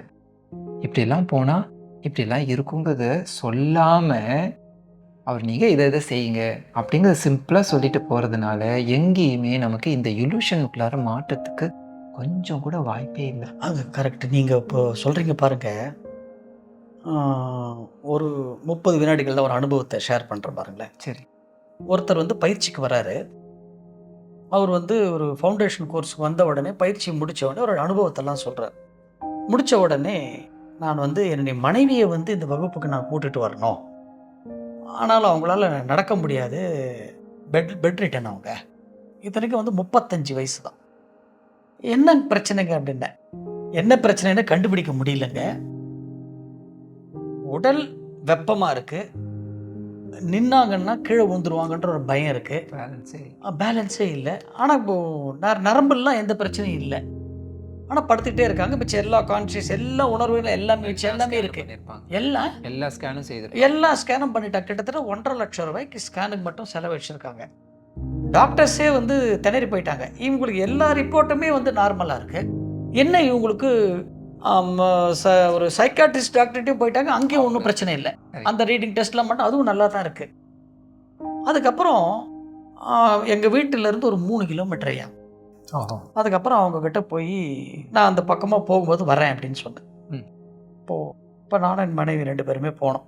சரி. அவங்ககிட்ட ஒரு 10 நிமிஷம் தான் பேசினேன். அவங்ககிட்ட உங்களுக்கு என்னம்மா உங்களுக்கு வாழ்க்கையில் பிடிக்கும் இதெல்லாம் அப்படியே பேசினே இருக்கும்பொழுது எனக்கு புஸ்தகம் படிக்கிறது ரொம்ப பிடிக்கும் அப்படின்னு. சரி, இப்போ இந்த பிரச்சனை எத்தனை மாதமாக இருக்குது? ஒரு 6 மாதமாக இருக்குங்க அப்படின்னாங்க. எது மாதிரி புஸ்தகம்லாம் படிப்பீங்க? தியானம் சம்மந்தப்பட்ட புஸ்தகத்தில் நிறைய படிப்பேன். கடைசியாக என்ன புஸ்தகத்தை படிச்சுப்பீங்க அப்படின்னா ஒரு புஸ்தகத்தை எடுத்து கொடுத்தாங்க. பார்த்தேன்னா குண்டலினி சக்தியை மேல் எழுப்புவது எப்படி. நீங்கள் சொன்னீங்களே எது தான் அந்த எந்த ஒரு ஆத்தருமே ஒரு புஸ்தகத்தை போட்டாங்கன்னா கடைசியில் போடுவாங்க, புஸ்தகத்தை பார்த்து நீங்கள் எந்த முயற்சியும் செய்ய வேண்டாம், தக்க குருவை கொண்டு செய்யவும் போட்டிருப்பாங்கல்ல, அது கடைசியில் போட்டிருப்பாங்க. படிக்க மாட்டாங்க. இப்போ என்ன ஆச்சு இவங்களுக்கு, இது வந்து இந்த மெடிடேஷன் இவங்களா பண்ணி ஏதோ ஒன்று எங்கேயோ ஸ்டக் ஆயிடுச்சு. கடைசியில் ஒன்றுமே பண்ணலையா, தண்டுவடை சுத்தியை கொடுத்துட்டு ஒரு சாந்தி அவங்களுக்கு டச் கொடுத்தோம். 3 நாள் தான் போய் கொடுத்தோம். 4ஆவது நாள் அவங்க ஆட்டோவில் ஏறி வந்துட்டாங்க. எந்த அளவுக்கு அந்த தண்டுவடை சுத்தி, அதாவது மகரிஷி சொன்ன வார்த்தை, அந்த உள்ளுக்குள்ளாக போகக்கூடிய எனர்ஜி எப்போ வேணாலும் அந்த பைப் லைனில் எங்கேயாவது ஒரு போய் மறையறதுக்கு சிக்கிக்கிறதுக்கு நிச்சயமா நிச்சயமா. பாருங்க அவர் எப்படி பாருங்க, இப்போ ஒரு மெடிக்கல்லால் கண்டுபிடிக்க முடியாததை ஒரு சாந்தி தவத்திலையும் நம்ம என்ன பண்ணோம், சாந்தி தவத்திலையும் தண்டுவடை சுத்தி கிளியரன்ஸ்லையுமே சரியாயிடுச்சு. இல்லை, இந்த மேலேயும் கீழையும் அதை இறக்கி இறக்கி விடுறதுல எவ்வளவு அழகா அங்க இருக்கக்கூடியதெல்லாம் அந்த அந்த பிடிச்சி இழுத்துட்டு கீழே கொண்டு வந்து அந்த பேலன்ஸ் பண்ணி, அவ்வளவுதான். பேலன்ஸ் இல்லாம இருக்கிறவங்களுக்கு பேலன்ஸ் செய்ய வைக்குது. இத்தனைக்கும் நரம்புகளுக்கு ஊக்குவிக்கிறதுக்கு மாதிரி எவ்வளவோ மெடிசின்ஸை கொடுக்கும். ஐயா இன்னொரு இடத்துல கூட இதுதான் வந்து ஒரு குருவனுடைய மேன்மைன்னு சொல்றது. நம்ம உடற்பயிற்சியில கால் பயிற்சியில காலெல்லாம் ஃபுல்லாக அழுத்தி விட்டு கடைசியில் இந்த கணுக்கால ஒரு அரை வட்டம் போடுற மாதிரி கணுக்கால கீழிருந்து மேலாக மேலிருந்து கீழாக கீழிருந்து மேலாக அழுத்திட்டு அதை மசாஜ் பண்ணுற பாருங்க. வெளிப்புற சுற்று 3, உட்புற சுற்று 3, வெளிப்புற சுற்று 3. ஆமாம். ஆஸ் பர் வர்மா அந்த இடத்த நீங்கள் அப்படி ப்ரெஸ் பண்ணி விட்டுட்டு அதை சுற்றி விட்டுட்டீங்கன்னா குண்டலினி சக்தி முறையாக மேலெழுப்போம். முறையாக மேலெழுப்போம். அதுக்கு வர்மாவில் என்ன சொல்கிறாங்கன்னா அவேக்கனிங் ஆஃப் குண்டலினி சக்தி அப்படின்னு சொல்கிறாங்க வர்மாவில். அதில் இப்போ நம்ம சில பேர்லாம் எதுக்கு இதை சொல்கிறோன்னு கேட்டிங்கன்னா, எனக்கு வந்து தியானம் சரியாக வரலன்னா உடற்பயிற்சி சரியாக செய்தனால தியானமும் வந்துடும். பாருங்கள், இனி சிம்பிள் வழி இது ரொம்ப சிம்பிள் வழியாச்சு. இது நம்ம அழுத்துறது கணுக்கால் பகுதியில் அது உட்காந்துக்கிட்டே செய்யலாம். உட்காந்துக்கிட்டே செய்யலாம். இப்போ சேர் மேலே உட்காந்துட்டு நம்ம கூட அப்படி காலை அப்படி அழுத்தி வச்சுக்கிட்டு அது அழுத்தி விடுறது அழகாக ஒன்றுமே இல்லை, உட்காந்துட்டு பெட்டில் உட்காந்துட்டு செஞ்சிடலாம். ஆமாம், இதை பண்ணுறோம். இது வந்து அவேக்கனிங் ஆஃப் குண்டலினி சக்தி அப்படின்னு வர்மால இதை சொல்கிறாங்க. அப்போ பாருங்க, இப்போ கூட ஞாபகம் வருது, சின்ன வயசில் வர்மாசனத்தை கேட்கும் பொழுது தியானம்ங்கிறது வந்து ஒரு பெரிய இது இல்லைங்களா, அதெல்லாம் எப்படி கிடைக்கும் அப்படிங்கிறத கேட்கும்போது அவர் சொன்ன ஒரு இந்த பாயிண்ட்டை ஞாபகம் வருது. அட ஒன்றும் இல்லைப்பா, அது சும்மா காலில் வந்து நம்ம ப்ரெஸ் பண்ணாலே ஒன்றும் இல்லை, நகைக்கண் இருக்குது, உன்னுடைய மூளை பகுதியை இப்பயே நான் ஆக்டிவேட் பண்ண முடியும். ஆமாம், அங்கே ஆக்டிவேட் பண்ணாலே பெட்ரோல் துரியம் வந்துடும், தப்புன்னு ஒரு அடி. அதுதான் சொல்கிறேன். அப்படியே அதிர்ந்து போகிற அளவுக்கு அந்த ஒரு சக்தியை வந்து உண்டு பண்ணுறதுன்னா, அப்போ பாருங்க மகரிஷி வந்து எந்த அளவுக்கு பயிற்சிகள்ல கரெக்டாக அந்த பாயிண்ட்ஸை பிடிச்சி ஞானத்தையே அந்த உடற்பயிற்சிக்குள்ள கொடுத்துருக்கிறாரு. அதனால தான் அதையே நம்ம வந்து முதலே உடல் தவம்னு சொல்லிட்டாரு. கரெக்ட். உடல் தவத்துக்குள்ளேயே மனத்தவமும் இருக்கு. போன முறை லாஸ்ட் டைம் பேசிட்டு இருக்கும்போது அந்த உடல் தவம் அப்படிங்கிற ஆமாம் யோசிச்சு பார்க்கும்போது மகரிஷியுடைய அந்த புரிதல் வந்து எந்த கலையை நோக்கி போகுது அப்படிங்கிறது நமக்கு தெரிஞ்சுக்கிறதுக்கு ஒரு தனி கலை வேணும். உண்மையிலே ஐயா, இப்போ ஒன்று நம்ம எளிமையாக சொல்லணும்னா, வேதாத்திரியம் என்பது என்னன்னு கேட்டிங்கன்னா விஞ்ஞானத்தையும் மெய்ஞானத்தையும் இணைக்கின்ற ஒரு பாலம். அப்படி சொல்லலாமா? வச்சுக்கலாம். அப்படி வச்சுக்கலாமா? வச்சுக்கலாம் தாராளமாக. கண்டிப்பாக இல்லை. இப்போ நமக்கு கிளாரிட்டி இங்கே இருக்குது. ஆமாம், விஞ்ஞானம் வந்து அழகாக வந்து கிளாரிட்டி காமிச்சிடுது. இது வந்து ஏற்கனவே ஃபிலாசபி சொல்லியிருக்கு. இதெல்லாம் லாசஸில் உள்ள அனுபவப்படுறோம். அனுபவம் இது பார்க்கலாம். ஆமாம், ஆனால் அனுபவம் இங்கே தான் கிடைக்குது. இருக்கு. ஆமாம், இது ரெண்டுமே கிடைச்சிடுதுன்னா இப்போ ரெண்டுத்தையும் இணைச்சிட்டோம்னா வச்சு டைரெக்டாக பெர்ஃபெக்ஷன். உண்மையிலேயே ரியலி கிரேட். பிறவி பயனையே எழுதணும் அப்படின்னு சொன்னோன்னா சாமிஜி சொல்லியிருக்கக்கூடிய இந்த தவங்கள், அதுவும் விஞ்ஞானத்தினால கண்டுபிடிக்க முடியாத இன்னைக்கு எவ்வளோ ஸ்கேனிங் சிஸ்டம் இருக்குது, அதெல்லாம் ஒன்றுமே இல்லை, இவங்க ஆல் ரைட் பெர்ஃபெக்ட் அப்படின்னு சொல்லியிருந்தாலும் கூட அவங்களுக்கு பிரச்சனைகள் இருக்குது. அந்த பிரச்சனைகளுக்கு ஒன்றுமே இல்லாமல் அப்படி தொட்டு காமிக்கிற அந்த மெத்தட்லேயே வந்து சரிப்படுத்த முடியும்னு சொன்னாங்க. இன்னும் எவ்வளவு வந்து நமக்கு தெரியாத கலைகள் இருக்கு, நிச்சயமா இருக்கு. மனவளக்கலை ஆமாம், எல்லாவற்றையும் சிறப்பாக கொடுக்கும். நிச்சயமா நம்ம ஆராய்ச்சி தொடரும். கண்டிப்பாக தொடரும். வாழ்க வளமுடன். மனவளக்கலை ஒரு சாதாரண கலையாக நம்ம நினைக்காம, ஆமாம், எல்லாவற்றையும் கொடுத்துருக்கிற கலைங்கிற முறையில் நாம் நிச்சயமாக வந்து ஆராய்ச்சிக்கு எடுத்துக்கிட்டோம். ஐயா என்ன சொன்ன மாதிரி ஆராய்ச்சி செய்துக்கிட்டே இருக்கணும். ஏன்னா நமக்கே இன்னும் தெரியாதது பலது இருக்கு. நிச்சயமா நிறைய இருக்கு. நம்ம ஆராய்ச்சி தொடரலாம். வாழ்க. நேற்று நாங்கள் 2 பேரும் ஆழியாருடைய இந்த வளாகத்தில் சும்மா வாக்கிங் போயிட்டுருக்கோம். அந்த வாக்கிங் போயிட்டு இருக்கிற சமயத்தில் மகரிஷியோடைய இடத்துல இருந்தால் என்ன ஞாபகம் வரும்? நிறைய எந்த அளவுக்கு மகரிஷி வந்து டெக்னிக்ஸ் எல்லாம் கொடுத்துருக்காங்க அப்படிங்கிறத கொஞ்சம் நாங்கள் எப்போதுமே ஜாலியாக பேசிகிட்டு இருப்போம். அதை பேசிகிட்டு இருக்கும்போது நிறைய விஷயங்கள் அந்த மாதிரி தோணுச்சு. எந்த அளவுக்கு அந்த ஒரு மகான் என்ன விஷயங்களை தனக்கு தெரியாத மாதிரி அப்படியே இருந்து கொண்டு எவ்வளவு ஆழமாக எல்லா விதத்துலேயும் மக்களுக்கு உதவ மாதிரி செஞ்சுருக்காங்க அப்படிங்கிறத நாங்கள் 2 பேரும் பேசிகிட்டு இருந்தோம். அந்த பேசிகிட்டு இருக்கிறதுல இப்போ உங்கள் முன்னாடி என்ன பேசலாம் அப்படிங்கிறது எங்களுக்கு தோணுச்சுன்னா, நிறைய பேருக்கு ஒரு பெரிய குழப்பம் இருக்குது. அதாவது தியானம் செய்கிறவங்களுக்கு பயங்கரமான ஒரு குழப்பம் இருக்குது. அந்த குழப்பம் என்ன அப்படிங்கிறத பார்த்தோன்னா, நான் தியானத்தை சரியாக செய்கிறேன்னா, தியானம் எனக்கு நடக்குதா, ஆனால் தியானம் செய்யும்போது நிறைய பிரச்சனைகள் எக்கச்சக்கமாக வருதே அப்படிங்கிற மாதிரி பலவிதமாக குழம்பிக்கிட்டு இருக்காங்க.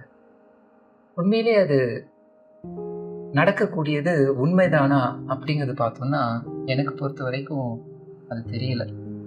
மகரிஷியும் பார்த்தோம்னா எல்லோருக்கும் தீட்சை வாங்கிட்டீங்க அப்படின்னு சொன்னோம்னா, அதாவது அந்த தியானத்துக்குள்ளார நம்ம பயணிக்க ஆரம்பிச்சிட்டோம் அப்படின்னு சொன்னாலே நமக்குள்ளாக ஏதோ ஒரு சக்தி, அந்த குருவுடைய சக்தி கண்டிப்பாக உள்ளுக்குள்ளார வேலை செய்யும்.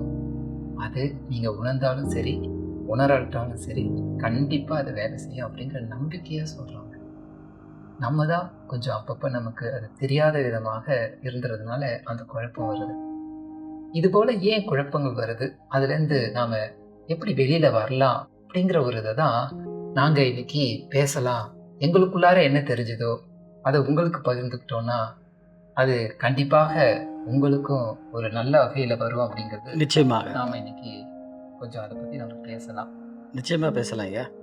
இந்த நீங்கள் நல்ல ஒரு டாபிக் தான் வந்து இன்றைக்கி வந்து ஆரம்பிச்சிருக்குங்க. அதுவும் மகான் இருக்கிற வாழ்ந்த இடத்துலையே தியானம் பண்ணுறவங்களுக்கு வந்து நிறைய பேருக்கு அந்த ஒரு சந்தேகம் நீங்கள் சொல்கிறது இருக்குது. நான் வந்து மெடிடேஷன் பண்ணுறேன், நான் வந்து சரியான பாதையில் அந்த மெடிடேஷனில் போகிறேன்னா, இல்லை சரியாக தான் நான் வந்து அந்த மெடிடேஷனில் என்னுடைய அந்த உணர்வு சரியான நிலையில் தான் நான் இருக்குதா அப்படின்னு ஒரு சில சந்தேகங்கள் வருகிறது. முதல்ல என்ன பண்ணணும்னு கேட்டிங்கன்னா, இந்த தியானத்தில் வந்து சந்தேகம் அப்படிங்கிறதே முதல்ல எடுத்துடணும்.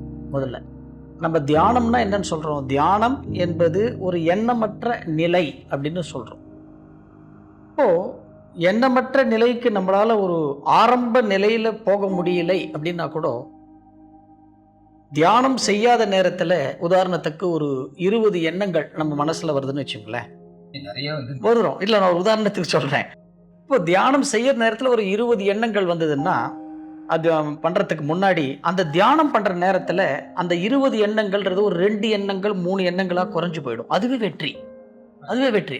அதுதான் ஆரம்ப சாதகர்கள். அது அப்போது அதையே நம்ம வந்து மைண்டில் வச்சுக்கிட்டோம்னு வச்சுங்களேன், அதுவே ஒரு சைக்கலாஜிக்கல் ஃபீலிங் சொல்கிறோம் இல்லையா, அந்த சைக்கலாஜிக்கல் ஃபீலிங் வந்துடும். அந்த சைக்கலாஜிக்கல் ஃபீலிங் வந்துட்டாலே நம்ம உண்மையிலேயே ஆழ்ந்து தவம் பண்ணால் கூட நான் சரியாக செய்தேனா அந்த ஒரு உணர்வு எல்லாருக்குமே வர்றது இயற்கை தான். ஆனால் அதை மைண்ட்லேருந்து எடுத்துடணும் நம்ம. ஆமாம், நிச்சயமாக எடுத்துடணும். அதை நீங்கள் சொன்ன மாதிரி அதுதான் சுவாமிஜி கிட்ட ஒரு தடவை ஒரு மாலை நேரத்தில் 11 மணி அளவில் அவர் வந்து கொஞ்சம் ரிலாக்ஸ்டாக இருப்பாங்க. ஒரு தடவை போயிருக்கும்போது கேள்வி ஒன்று ஞாபகம் வந்தது. 9 மைய தவம் அப்படிங்கிற தவத்தில் வந்தது. சுவாமிஜி இந்த மாதிரி வந்து நீங்கள் அநாகதம்ன்ட்டு சொல்கிறீங்க, இந்த இடத்துல தான் தியானம் பண்ணணும் அப்படிங்கிறத சொல்கிறீங்க, ஆனால் இந்த இடத்துல நான் சரியாக செய்கிறேனா இல்லையாங்கிறது எப்படி சுவாமிஜி தெரியும் அப்படிங்கிற ஒரு கேள்வியை கேட்டபோது சுவாமிஜி சொன்னது என்னென்னா, தெரியுதோ தெரியலையோப்பா, என்னதான் இருந்தாலும் அது எங்கேயோ ஒரு பக்கத்தில் நம்ம செஞ்சால் கூட அந்த ஆற்றலுக்கு அறிவு இருக்கு. உண்மை அவர் சொல்றது உண்மை உண்மை உண்மையிலே அது கேட்டா அப்படியே நமக்கு வந்து அந்த ஆற்றலுக்கு அறிவு இருக்கு அப்படிங்கிறத சொல்றாங்க. அதனால நீங்க எங்க கவனத்தை வச்சுட்டு இருந்தாலும் பரவாயில்ல, அந்த ஆற்றல் கரெக்டா உங்களுக்கு அங்கு தானாவே அதுவே போய் சேர்ந்துடும். நிச்சயமாக நிச்சயமாக கரெக்ட். அதுதான் இப்போ அந்த 9 மைய தவம் நீங்க சொல்றீங்க. இப்போ அந்த மூலாதாரம், சுவாதிஷ்டானம், மணிப்பூரகம், அநாகதம், விசுக்தி, ஆக்னா, சகசாதாரம். இந்த நிறைய பேருக்கு இந்த நீங்கள் சொல்கிற இந்த குழப்பம் நிறைய பேருக்கு வருது. நீங்கள் கரெக்டாக அந்த பாயிண்ட்டை வந்து நீங்கள் பாயிண்ட் அவுட் பண்ணுறீங்க, பின் பாயிண்ட் பண்ணுறீங்க. நம்ம அநாகதம்னு சொல்கிறது வந்து சரியான இடத்துல தான் நம்ம வந்து தியானம் பண்ணுறோமா, மணிப்பூரகம்னா சரியான இடத்துல தான் நம்ம தியானம் பண்ணுறோமா, அந்த ஒரு சந்தேகம் ஒரு சில பேருக்கு வரும். இப்போ நீங்கள் சொன்னது வந்து மகரிஷி சொன்னது 100க்கு 100 உண்மை. இன்னைக்கு விஞ்ஞானம் கூட அது வந்து கரெக்டாக தான் சரின்னு சொல்கிறது. இன்னைக்கு நாம் வந்து கொஞ்சம் அதாவது மெடிடேஷன் பண்ணும் பொழுது பனாகதம் அப்படின்னு நெஞ்சுக்குழி அப்படின்னு நம்ம சொல்கிறோம்னா, நாமளே தவத்தில் வந்து அதிகபட்சமாக ஒரு அங்குலம் வலது பக்கமோ இடது பக்கமோ இல்லை மேலோ கீழே தான் பண்ண போகிறோம். அப்போ நீங்கள் சொன்னீங்க பாருங்க, மகரிஷி சொன்னார்னு அந்த அறிவு அதற்கு இருக்கிறதுன்னு சொன்னீங்க பாருங்க, அது என்ன பண்ணும் கேட்டீங்கன்னா சரியான இடத்துல அது உள்ள போய் அது போய் புகுத்திரும், நம்மளை புகுத்திரும். அந்த நேரத்தில் நம்ம என்ன பண்ணக்கூடாதுன்னா, அப்போ அதே தான் நான் வந்து சரியான முறையில் தியானம் பண்றேன்னா அன்று அந்த எண்ணமே இருக்கக்கூடாது. 100க்கு 100 உண்மை. அது சந்தேகம் தான். அந்த சந்தேகம் தான் வந்து நான் எவ்வளவோ அனுபவிச்சுட்டு இருக்கேன், அதை அனுபவிக்க விடாமலே பண்றது. நம்ம ஆக்சுவலி ஆரம்பம் போது இப்படிதான் வந்து இருந்தது. அதை அழகா அந்த மகரிஷி சொன்ன போதுதான் அந்த சந்தேகமே இல்லாம எது மேல நீங்க வந்து நம்பிக்கை வைக்கணும்னு சொன்னோம்னா, நீங்க செய்கின்ற பிராக்டிஸ், அவ்வளவுதான். அழகா சொல்லியிருக்கேன். ஆமா, பிராக்டிஸ். அதான் பயிற்சி பயிற்சி பயிற்சி, அது முயற்சி தொடர்ந்து செய்தால் நமக்கு வெற்றி வரப்போறது. அதில் அந்த மனசுல இருக்கிற சந்தேகத்தை மட்டும் முதல்ல எடுத்துடணும். அதே மாதிரி இன்னொன்று, சில பேர் என்ன நினைக்கிறாங்க அப்படின்னு கேட்டிங்கன்னா, நான் வந்து தவத்தில் ஆழ்ந்து உட்கார்ந்தேன் அப்படின்னா, ஒரு சமாதி நிலைக்கு எடுத்த உடனே என்னால் வந்து அது உணர்வே, அந்த எண்ணமே இல்லாத நிலைக்கு எடுத்த உடனே என்னால் போயிட முடியுமா அப்படிங்கிறது, அந்த ஒரு நம்ம ஒரு ஆர்வத்தில் வந்து நான் வந்து தீட்சை எடுத்து 3 மாதம் ஆச்சு 6 மாதம் ஆச்சு அப்படின்னு சொல்லும்போது, எடுத்த உடனே அந்த நிலைமைக்கு என்னால் போக முடியுமா அப்படிங்கிற சில பேர்லாம் முயற்சிகள், அதை மாதிரிலாம் எடுத்த உடனே இருக்கக்கூடாது. இது வந்து ஒரு மெடிடேஷனுங்கிறது என்னன்னு கேட்டிங்கன்னா, அது வந்து ஒரு என்ன சொல்கிறது, இன்னர் ப்ராசஸ், அகம் நோக்கிய பயணம்னு மகரிஷி நமக்கு சொல்றாரு. இன்னொன்று மகரிஷி இன்னொன்று கூட சொல்றாரு பாருங்க, தியானம் என்பது நான் சொல்லி கொடுத்தோ இல்லை அடுத்தவங்க சொல்லி கொடுத்தோ வருவது அல்ல. அது உங்களுக்கு உள்ளுக்குள்ளிருந்து சுயமாகத்தான் அது வரணும். அப்ப அந்த சுயமா வரும் பொழுது அந்த நேரத்தில் வந்து நமக்கு சந்தேகம் வரக்கூடாது. அதுதான் ரொம்ப இம்பார்ட்டன்ட். அதில் தான் சொல்லுவாங்கல்ல, நமக்கு சுயம்புவா வரக்கூடியதுன்னு பார்த்தோம்னா அதோடைய ஆற்றல் வந்து எக்கச்சக்கமா இருக்கும். கண்டிப்பா அதைத்தான் சொல்ல. அதனாலதான் அந்த வார்த்தையே ஸ்பெசிஃபிக்கா பதிவிடுறது சுயம்புக்கு வந்து. ஏன்னா அது வந்து ஆதின்னு இப்ப சொல்றோம், அது ஆதிக்கு வந்து ஏதாவது ஒரு மூலம் நம்ம எதனா சொல்ல முடியுமா? அதுதான் மூலமே. அதுபோல சுயம்பு என்பது எதிலிருந்து தானாக உருவானது. இப்ப நீங்க சொன்ன மாதிரி இது வந்து ஆற்றல் அதிகம் அதுக்கு. இப்ப நம்ம என்ன செய்துறோம்னா பார்த்தோம்னா, அப்ப அதுக்கு அறிவும் இருக்கு, ஆற்றலும் இருக்கு, அது நடந்துகிட்டும் இருக்கு உள்ளுக்குள்ள. ஆமா. ஆனா நமக்கு இருக்கக்கூடியது இது ஆகுதா இல்லையாங்கிற அந்த ஒரு சந்தேகத்தினாலேயே அந்த கேப் வந்து நடந்துட்டு இருக்க ப்ராசஸ உணர ஆரம்பிச்சிட்டேன்னு சொன்னேன்னா அதோடைய பவர் இன்னும் கூடுது. நிச்சயமாக கூடும். இப்போ நீங்க வந்து ஒரு இந்த கருத்தை, ஒரு அற்புதமான ஒரு கருத்தை சொல்றீங்க.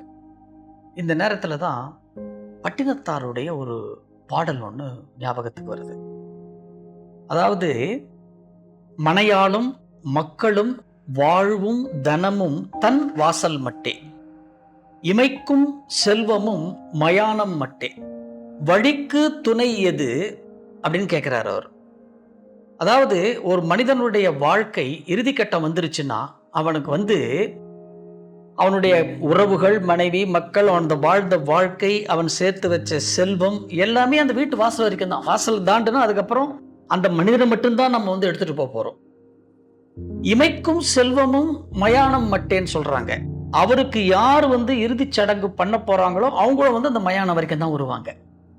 அப்போ ஏன் இந்த இடத்துல ஒரு கொஸ்டின் மார்க் போடுறாரு?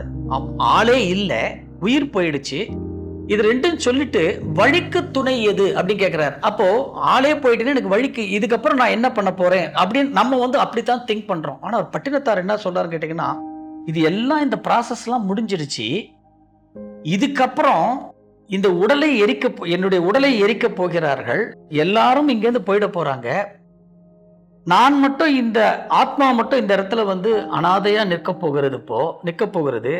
இதுக்கப்புறம் எனக்கு நான் எங்க போகணும், எனக்கு துணை எது அப்படின்னு அவர் கேட்கிறார். அப்ப கேட்டுட்டு திரும்ப என்ன சொல்றாருன்னு அவரே அடுத்த இடத்துலயே, தினையாம் அளவு எல்லளவாயினும் நீ முன் செய்த தவம். அவ்வளவுதான். அதாவது திணைன்றது வந்து ஒரு மில்லட்டு, எவ்வளவு சிறியது திணை. அப்படி திணை இல்லைன்னா எள்ளளவு நீ வாழும் காலத்துல அந்த தவம் செய்திருந்தேன்னா, தினையாமளவு எல்லளவாயினும் நீ முன் செய்த தவம் தனையால பரலோகம் சித்திக்கும், இது சத்தியமே. அப்போ பாருங்கல, அவர் வந்து திணை அளவு அப்படின்னு சொல்றார். நிச்சயமா திணை அளவு நம்ம எல்லாம் அன்பர்கள்லாம் உணர்ந்திருப்போம். அப்ப அந்த சந்தேகம் இனி வரக்கூடாது. அதுதான் ரொம்ப முக்கியம். சந்து ஏகம் ரொம்ப அழகா அதுக்கு சொல்லுவாங்க.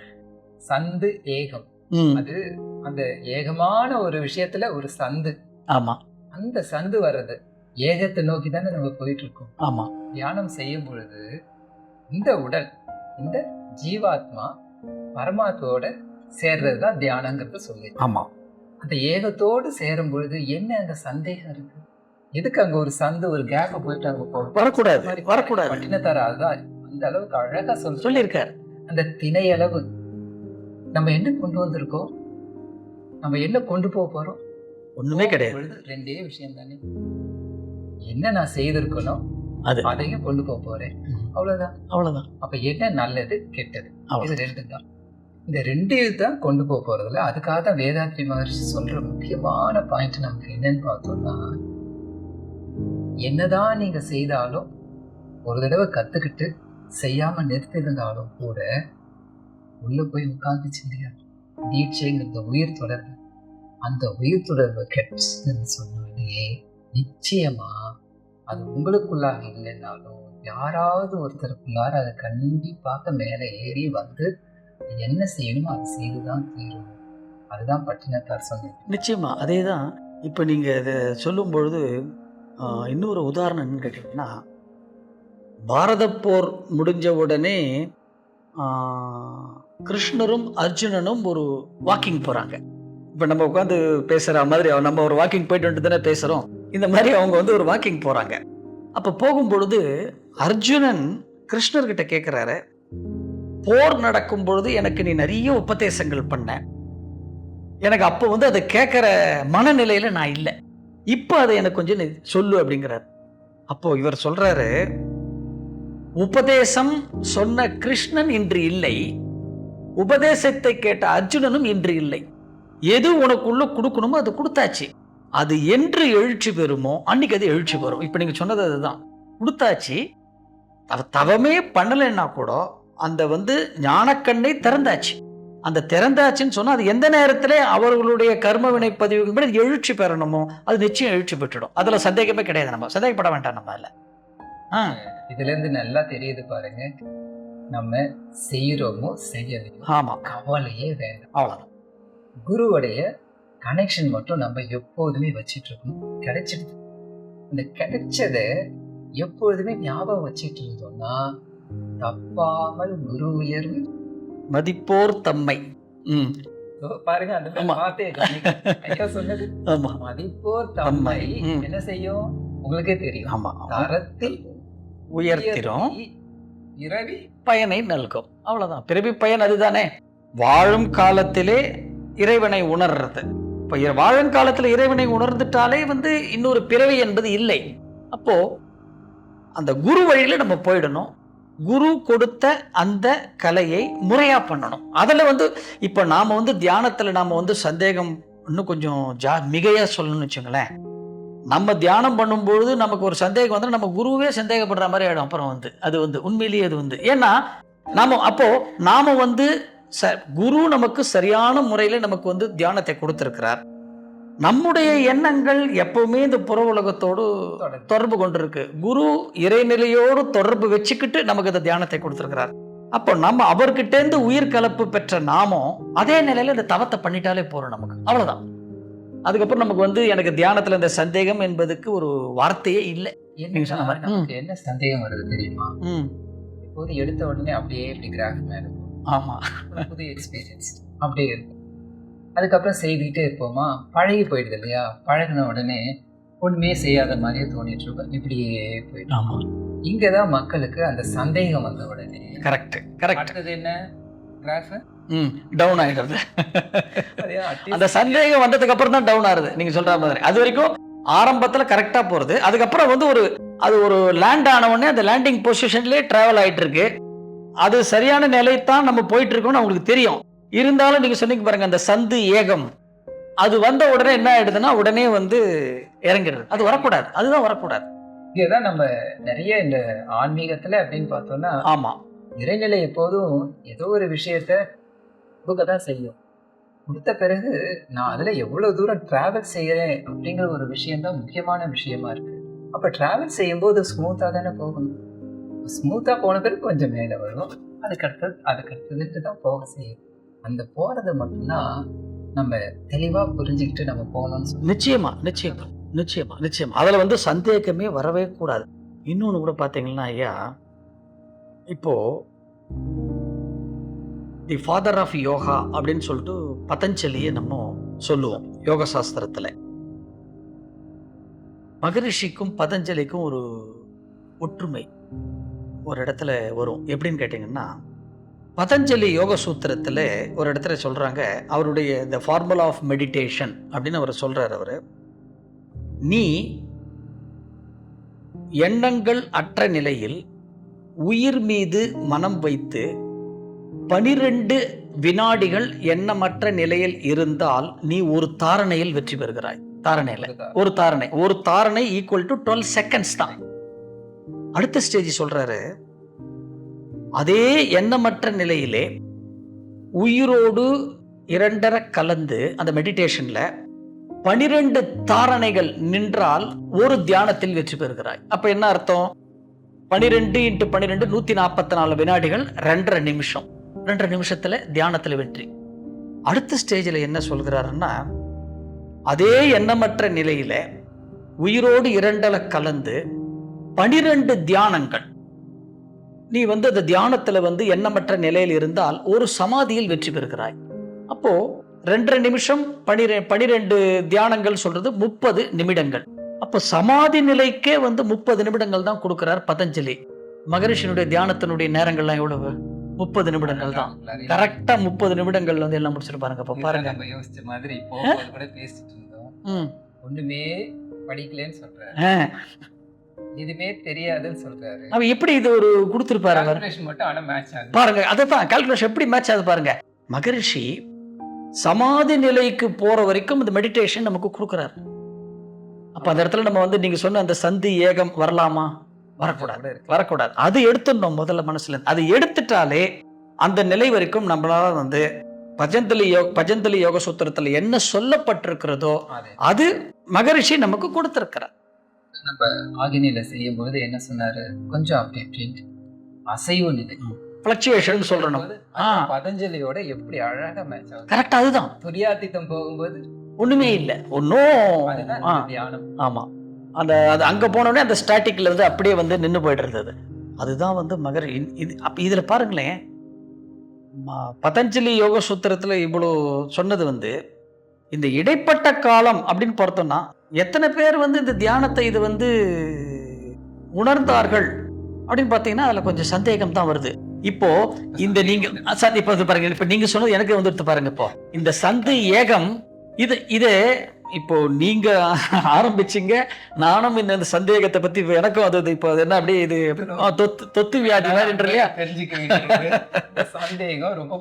உண்மையிலேயே பாருங்க, நம்ம 2 பேரும் ஒரு 15 நிமிஷம் பேசுறோம், உடனே பாருங்க அந்த சந்தேகம்னு ஒண்ணு தொத்திருச்சு பாருங்க. உண்மையிலேயே அது வரக்கூடாது, நிச்சயமா வரக்கூடாது. ஏன்னா மகரிஷியினுடைய தியானத்தினுடைய டிசைன் பாருங்க, அவர் எப்படி அந்த டைம் ஃபார்முலா கொடுத்துருக்கிறாரோ அதே டைம் ஃபார்முலா மகரிஷி இங்க நமக்கு கொடுக்குறாரு.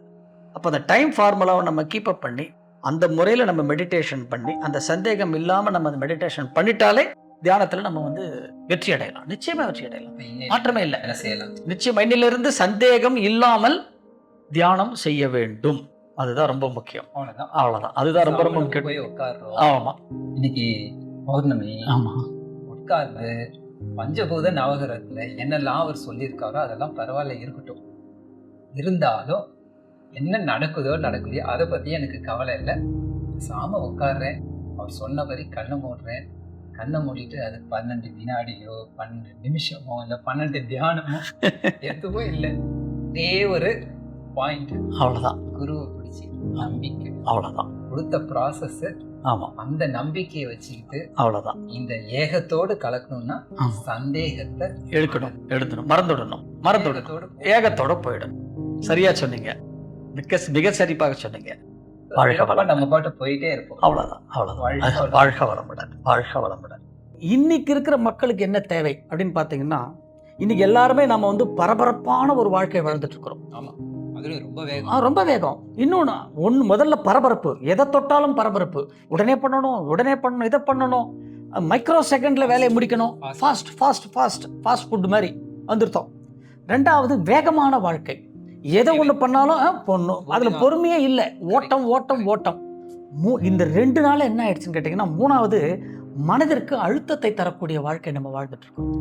இன்னைக்கு பாருங்களேன், ஒரு 4 வயசு குழந்தை கூட எனக்கு ரொம்ப டென்ஷனா இருக்குப்பா அப்படின்னு சொல்றாங்க இன்னைக்கு. அப்ப 4 வயசு குழந்தைய சொல்லும் போது நம்ம எல்லாம் என்னத்த சொல்றது? இன்னைக்கு தெரியாது. நம்ம குழந்தையா இருக்கும்போது அதெல்லாம் தெரியாது. இன்னைக்கு இருக்கிற பசங்க இதெல்லாம் இன்னைக்கு பேசுறாங்க. அப்போ இன்னைக்கு காலகட்டத்துக்கு இந்த 3க்கும் சேர்த்தது எதுன்னு கேட்டிங்கன்னா மகரிஷியினுடைய உடற்பயிற்சி தான். எல்லா இந்த கர்மாவே மாத்திருங்கிறீங்க. எக்ஸாக்ட்லி. ஒரு குட் கொஸ்டின் நீங்கள் கேட்டீங்க. இப்போ நீங்கள் இந்த கர்மாவை மாற்ற முடியுமான்னு கேட்டீங்க பாருங்க. நீங்கள் அப்போ கூட அந்த 80-20 இதுலேருந்து நீங்கள் இன்னும் வெளியில் வரலன்னு நினைக்கிறேன் இல்லையா? ஏன்னா 80% இருக்கிறதுனால நம்ம 80லேருந்து வர முடியாது என்னமோ இல்லைங்கய்யா. இந்த 80 தெரிஞ்சுக்கிட்டா 80ஆ வாழலாம். கண்டிப்பாக 100க்கு 100 உண்மை. அது எப்படி சொல்கிறேன்னு கேளுங்களேன். இப்போ இந்த 80-20 வந்து 80% வந்து உடல் சார்ந்த பதிவுகள் நம்ம சொல்கிறோம் இல்லையா? இந்த உடல் சார்ந்த பதிவுகளில் பார்த்தீங்கன்னா அந்த 80% அன்றைக்கி யோகம் சொல்லும் பொழுது, குரு சொல்லும் பொழுது இப்போ தான் நம்மலாம் உணர்ந்துட்டு வரோம். இன்றைக்கி சயின்ஸ் என்ன சொல்கிறது தெரியுமா? இன்றைக்கி உங்களுக்கு நீங்கள் அது படிச்சிருப்பீங்கன்னு நினைக்கிறேன். நீங்கள் ஏதோ இதில் மனிதனோட உடலில் இந்த டெலமேர்ஸ்னு ஒன்று சொல்லுவாங்க, சயின்ஸில் சொல்லுவாங்க, மெடிக்கல் சயின்ஸில் அந்த வார்த்தை யூஸ் பண்ணுவாங்க. மரபணு அதில் வந்து அந்த குரோமோசோமில் அதுக்கு வந்து எக்ஸாக்ட் மீனிங் பார்த்தீங்கன்னா அதில் வந்து the end cap of the குரோமோசோம்னுடைய வால் பகுதி அப்படின்னு சொல்கிறாங்க. அதில் இன்றைக்கி சயின்ஸ் என்ன சொல்கிறது அப்படின்னு கேட்டிங்கன்னா, எவர் ஒருவர் 9 வருடங்கள் தொடர்ந்து யோக பயிற்சிகளை செய்கிறார்களோ, 9 இயர்ஸ், நான் இன்றைக்கி பண்ணிவிட்டு நடுவில் 8 வருஷம் ஒரு கேப் விட்டுட்டு 9வது வருஷம் பண்ணிட்டு கேள்வி கேட்கக்கூடாது. தொடர்ந்து 9 வருஷம் அதனால தான் அந்த வார்த்தையை சொல்லிட்டேன் நான் நடுவில். இப்போ 9 வருஷம் செய்யும் பொழுது நடுவில் 1 நாள் 2 நாள் மிஸ் ஆகிடுறது, அது பரவாயில்ல. நம்ம பாடி டியூன் ஆகிடுறது நம்ம பாடி. S, exactly. நீங்கள் மைண்டுக்கு ஒரு அலாரம் கொடுத்துட்றீங்க, இன்றைக்கி செய்யலைன்னா கூட நாளைக்கு உடற்பயிற்சி செய்யணுன்ற இதுன்ற. ஆனால் நாங்கள் தொடர்ந்து செய்கிறோம். ஒரு நாள் கூட மிஸ் பண்ணதே கிடையாது உடற்பயிற்சி. ஏன்னா நம்ம இதெல்லாம் வந்து ஒரு பொது வெளியில் இப்படி பேசணும்னா மகரிஷியினுடைய உண்மையான சீடர்களுக்கு அது நாம் ஒன்று சொல்லும்பொழுது நாம் அதை செய்கிறோன்றது தெரிஞ்சிருக்கணும். இல்லாமல் நம்ம வந்து சொல்லக்கூடாது. நம்ம நிச்சயமாக அது நம்ம சொல்லக்கூடாது. நம்ம வந்து வெறும் போதனையாக மட்டும் நம்ம சொல்லக்கூடாது. Exactly you are right. சாதனை அது. அப்போது அந்த சயின்ஸில் நீங்கள் என்ன சொல்கிறாங்கன்னா, 9 வருஷம் ஒருத்தர் தொடர்ந்து யோக பயிற்சிகள் செய்தால் 10வது வருஷம் அந்த end cap of the chromosome அதனுடைய வால் பகுதி வந்து 1 மில்லிமீட்டர் வளர்கிறதுன்னு சொல்கிறாங்க. யாரெல்லாம் இந்த பயிற்சிலாம் பண்ணலையோ அவங்களுக்கெல்லாம் ஃபிக்ஸ்டு கர்மா. ஃபிக்ஸ்டு நம்ம முதல்ல சொன்ன பாருங்க, அந்த 80% அது ஃபிக்ஸ்டு. யாரெல்லாம் ஸ்டாம்ப் பண்ணியாச்சு. இப்போ யாரெல்லாம் பயிற்சி பண்ணுறாங்களோ 1 மில்லிமீட்டர் வளர்கிறது. அது வளரும் பொழுது என்ன ஆகுதுன்னு கேட்டிங்கன்னா, இன்றைக்கி விஞ்ஞானம் சொல்கிறது 1 மில்லிமீட்டர் வளரும் பொழுது 10 வருடம் ஆயுள் கூடுகிறது. இப்போ சொல்லுங்க பார்க்கலாம். 10 வருஷம் நம்ம ஆயுள் கூடுறதுன்னா சும்மாவா? 1 மில்லிமீட்டர் வளர்ந்தாலே. நாங்கள் ஒரே ஒரு சொல்கிறேன். இப்போது நம்ம ரிலேஷன் ஒருத்தர் வந்து ஒரு உடம்பு சரியில்லை, நம்ம ஒரு ஐசியூவில் அட்மிட் பண்ணுறோம் ஒரு ஹாஸ்பிட்டலில். இன்றைக்கி ஐசியூவில் போய் ஒருத்தர் ஒரு supporting oxygen equipment plus other utility இதெல்லாம் வச்சுக்கிட்டு அவருக்கு வந்து ஒரு மருத்துவம் கொடுக்குறாங்க டாக்டர்ஸ். இன்றைக்கி வந்து குறைஞ்சபட்சம் ஒரு ஐசியூவில் ஒருத்தர் போய் அட்மிட் பண்ணால் ஒரு 25,000 வச்சுக்கலாமா? குறைஞ்சபட்சம் நார்மல் 25,000. அப்போது ஒரே ஒரு நாள் ஒரு மனிதனுடைய ஆயுளை தள்ளுறதுக்கு நாம் வந்து 25,000 கொடுக்கறதுக்கு தயாராக இருக்கோம். ஆனால் இந்த பயிற்சியை பண்ணிவிட்டு தினமும் பண்ணிவிட்டு இல்லை ஒரு 9 வருஷம் பண்ணிவிட்டு 1 மில்லிமீட்டர் வளர்ந்தால் 10 வருஷம் ஆயுளை கூடுறதுக்கு நமக்கு என்ன சொல்கிறது, கரும்பு தின்ன கூலியான்னு சொல்லுவாங்களே, அந்த மாதிரி தான் இது. அப்போது ஏன் இதை சொல்கிறேன்னு கேட்டிங்கன்னா, மகரிஷியினுடைய உடற்பயிற்சி இன்னைக்கு இருக்கின்ற விஞ்ஞான உலகத்துக்கு ஏற்ற பயிற்சி ஒன்று. 2வது, இன்னைக்கு விஞ்ஞானம் போகிற வேகத்தில் மக்களுக்கு வந்து அந்த விஞ்ஞான கருவிகளை நம்ம உபயோகப்படுத்துகிறோம் எல்லாருமே.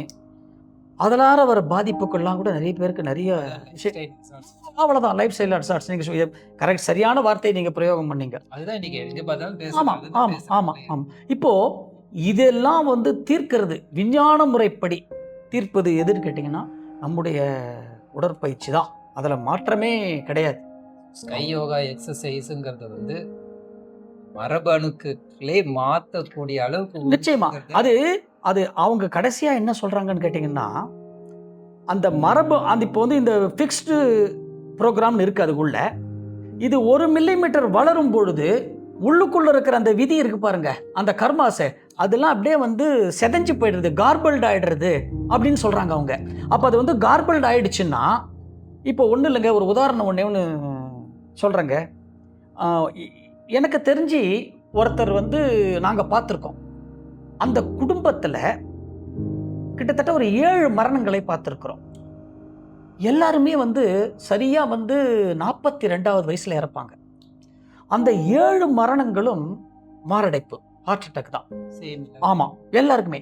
அதை 7மே பார்த்தீங்கன்னா கரெக்டா ஈவினிங் 6ல இருந்து 9 மணிக்குள்ள. ப்ரிசைஸா இருக்கு பாரு. இது ரொம்ப ஆச்சரியமா இருக்குது. இல்ல பாரு, எப்படி பாருங்களேன். இதுக்கு யார் இதுக்கு உள்ளுக்குள்ள இத மாதிரி வந்து அதே ஏஜ்ல அந்த குடும்பத்துல வர்ற ஜெனரேஷனை அதே ஏஜ்ல அதே நேரத்துல அதே ஒரே ப்ராப்ளம் தான், ஹார்ட் அட்டாக் மட்டும் தான், கார்டியாக் அரெஸ்ட் தான் வரும். Specific gravity, exactly. பாருங்க சொல்லிருக்காரு பாருங்க, ஸ்பெசிபிக் கிராவிட்டி. அது பாருங்க. இதுல இன்னும் 2 பேர் இருக்காங்க அந்த குடும்பத்துல. அவங்க ஃபேக்டரி முடிச்சுட்டு வெளில வராங்க. Elder and younger brother. பாருங்க, இதுதான் வந்து அது இந்த கர்மான்னு சொல்றேன் பாருங்களேன். அந்த இடத்துல எப்படி விளையாடுறது பாருங்களேன் இந்த கர்மா. அதே கர்மாவை நீங்க வந்து தெரிஞ்சுக்கிட்டு இது போன்ற பயிற்சிகள் சொன்னா இந்த கர்மாவை எப்படி வந்து அதுல இருந்து எஸ்கேப் ஆகலான்றதுக்கும் ரூட் இருக்கு. அதையும் சொல்லிடுறேன். இப்ப பாருங்களேன், இது நடந்தது. இது எல்டர் பிரதர் வந்து காரை ஓட்டுறாரு. சரி, கொஞ்ச தூரம் கிளம்பி வெளில வந்துட்டு எனக்கு டயர்டா இருக்கு, காரை நீ ஓட்டுப்பான்னு தம்பிக்கிட்ட சொல்றாரு. இவர் டிரைவர் சீட்ல இருந்து இறங்கிட்டாரு. எல்டர் பிரதர் கார்ல பின்னாடி சீட்ல போய் உட்காந்துட்டாரு. நான் கூட படுத்துக்கிறேன்றார். எங்கர் பிரதர் காரை ஓட்டிக்கிட்டு வராரு. ஒரு 20 மினிட்ஸ் டிரைவ். வீட்டுக்கு வந்துட்டாங்க. வீட்டில் வந்தவொடனே தம்பி கார் டோரை திறந்து பின்னாடி அண்ணனை கார் டோரை திறக்கிறாரு. தூங்கிட்டே இருக்க. தட்டி தட்டி எழுப்புறாங்க. எழுந்துக்கல. 20 நிமிஷத்தில் வரத்துக்குள்ளேயே உயிர் பிரிஞ்சிடுது. சாயங்காலம் 6:30 மணி சாயந்தரம் அதே டைம். ஆனால் இதில் ஒரு இது என்ன தெரியுமா? நெக்ஸ்ட் டே மார்னிங் அந்த இறந்தவருக்கு பர்த்டே. இப்போ இன்னொரு இருக்கிற ஒரு ஒருத்தர் தான். அப்போது இவர்கிட்ட சொன்ன அவங்க ஒய்ஃபுக்கிட்ட அதுக்கப்புறம் சொன்னேன், இங்கே பாருங்க, உங்கள் பிரதருக்கு வந்து ஏஜ் வந்து இன்றைக்கி வந்து 32. உங்கள் ஹஸ்பண்டுக்கு உங்கள் குடும்பத்தில் இந்த ஒரு உயிரையும் நீங்கள் இழக்கிறதுக்கு நாளைக்கு இது பண்ணக்கூடாது. தயவுசெய்து பயிற்சிக்கு வாங்க அப்படின்னு சொன்னாங்க. அவங்க ஃபேமிலி ஒர்க்கெல்லாம் முடிச்சுட்டு ஒரு 3 வீக்ஸ் கழிச்சு பயிற்சிக்கு வந்தாங்க. பயிற்சிக்கு வந்தாங்க. எல்லா பயிற்சியும் கொடுத்தோம். இங்கே சர்டிஃபிகேட் கோர்ஸ் பண்ணாங்க. இங்கே ஆழியாருக்கு அவங்க அருள்நிதி பயிற்சி கொடுக்கும் சர்டிஃபிகேட் கோர்ஸில் அந்த ஹஸ்பண்ட் ஒய்ஃப் கப்பல்ஸ் கூட்டிகிட்டு வந்தாங்க. பண்ணாங்க. அவங்க தொடர்ந்து பயிற்சிகள் பண்ணாங்க. இன்னைக்கு அவர் வந்து 42 ஏஜை கிராஸ் பண்ணிட்டாரு. இன்னைக்கு என்ன பண்ணிட்டாரு அவரு? இல்லை எதை சொன்ன பேட்டர்னை மாற்றியாச்சு. உள்ளுக்குள்ள இருக்கிற அந்த விதி என்ன ஆயிடுச்சு, இன்னைக்கு மாறிடுச்சு. ஆனால் இது இந்த இடத்துல தான் வந்து கடவுள் கர்மா, அதாவது கடவுள் ஒரு கர்மாவை கொடுத்துட்டாருன்னா அந்த கடவுளால் இந்த கர்மாவை மாற்ற முடியாது. ஆனால் கடவுள் கொடுத்த கர்மாவை மாற்றுற ஒரு கெப்பாசிட்டி குரு கிட்ட தான் இருக்கு. ஆனால் கடவுளுடைய கர்மாப்படி ஒரு அக்கௌண்ட் இருக்கு இல்லையா, அந்த அக்கௌண்ட்டை க்ளோஸ் பண்ணல. இது என்ன திரும்ப நடந்தது? அதே 42வது வயசு அதே டேட் வரும்பொழுது இவர் வந்து கார் ஓட்டிக்கிட்டு வராரு. அவருக்கு அந்த சிந்தனையே இல்லை. இன்னைக்கு கார் ஓட்டிக்கிட்டு வராரு. திடீர்னு செஸ்ட் பெயின் வந்துடுது. அவருக்கு பெயின் வந்துருச்சு. அந்த கர்மா உள்ளுக்குள்ளது ஒன்று க்ளோஸ் பண்ணேன் அக்கௌண்ட்டை. அவரு செஸ்ட் அப்படி பிடிச்சிட்டு அப்படி பார்க்குறாரு. எதிர்த்தாப்புல ஹாஸ்பிட்டல், ஜஸ்ட் ஆப்போசிட்ல ஹாஸ்பிட்டல். கரெக்டாக அந்த இடத்துல ஒரு யூட்டர்ன், ஒரு 100 அடிக்கு முன்னாடி ஒரு யூட்டர்ன். அதைத்தான் சொல்ற, தப்பாது குரு உயர்வு மதிப்போர் தம்மை. அதுதான் அவர் என்ன பண்ணாரு. ஒண்ணுமே பயப்படலை. அப்படியே கொஞ்சம் அப்படி முன்னாடி போய் கரெக்டாக சிக்னல் அவருக்கு ரைட் டேர்னிங்க்கு. எவ்வளவு ஒரு சிஸ்டம் பாருங்க. அப்படி திரும்புறாரு. அப்படியே ஹாஸ்பிட்டல் உள்ள வண்டி ஏற்றுறாரு. வெளியில் இருக்க செக்யூரிட்டி கிட்ட வண்டியை கீழே அப்படியே கொடுக்குறாரு. அப்படியே ஸ்ட்ரக்சரில் ஏற்படுத்தாரு. உள்ளே போனார். ஹார்ட் கொஞ்சம் வீக்காக இருக்குங்க, உங்களுக்கு கொஞ்சம் மெடிசன்லாம் எடுக்கணும் அப்படின்னு இல்லை டெஸ்ட்லாம் பண்ணிவிட்டு அப்புறம் என்ன பண்ணுங்க, உங்களுக்கு இனிமேல் ஒன்றும் பிரச்சனை இல்லைங்க, இந்த மெடிசன் மட்டும் நீங்கள் கண்டினியூ பண்ணுங்க. அப்போ அந்த கர்மாவையும் என்ன ஒரு க்ளோஸ் பண்ணி வெல்லலாம். அந்த மதி என்ன அதைத்தான் நான் சொன்னேன். ஆனால் அதே நேரத்தில் விதியும் ஒன்றும் அக்கௌண்ட்டை க்ளோஸ் பண்ணிட்டு அவங்களெல்லாம் வந்து ஆளையே க்ளோஸ் பண்ணிடுச்சு. இங்கே இவருக்கு வந்து இந்த பயிற்சி செய்ததுனால அக்கௌண்ட்டை மட்டும் க்ளோஸ் பண்ணிடுது. இப்போ சொல்லுங்க, நாம் ஏன் உடற்பயிற்சி செய்யணும்? கண்டிப்பாக செய்யலன்னு சொன்னோம்னா கர்மாவை வச்சுட்டு அதை தான் நாங்கள் சொல்லுவோம். இப்போ கடைசியாக சொல்லுவோம் பாருங்க. அதை தான் இல்லை இப்போது மகரிஷி வந்து ஒரு சில பயிற்சிகளில் வந்து உடற்பயிற்சியில் ஒரே விஷயத்தை 3 தடவை சொல்லுவார். தெரியுமா உங்களுக்கு? கைப்பயிற்சி முதல்ல 2 கையை ஒன்றா மேலே சேருங்கன்னு சொல்லுவார். சில பேர் வந்து சேர்க்க முடியாமல் கையை எப்படியே வச்சுடுவாங்க. ஆமாம், கோபுரம் கட்டிடுவாங்க.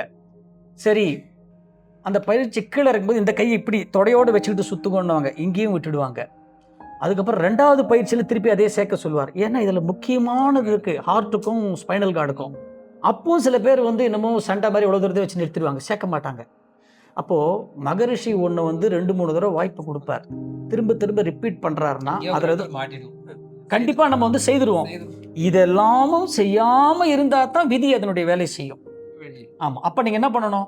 குருவை சரியாக பிடிச்சிக்கணும். இதுலேருந்து என்ன தெரியுதுன்னு ஒன்றே ஒன்று, இதில் நாங்கள் ஒன்று சொல்கிறது தான், அனுபவத்தில் சொல்கிறது.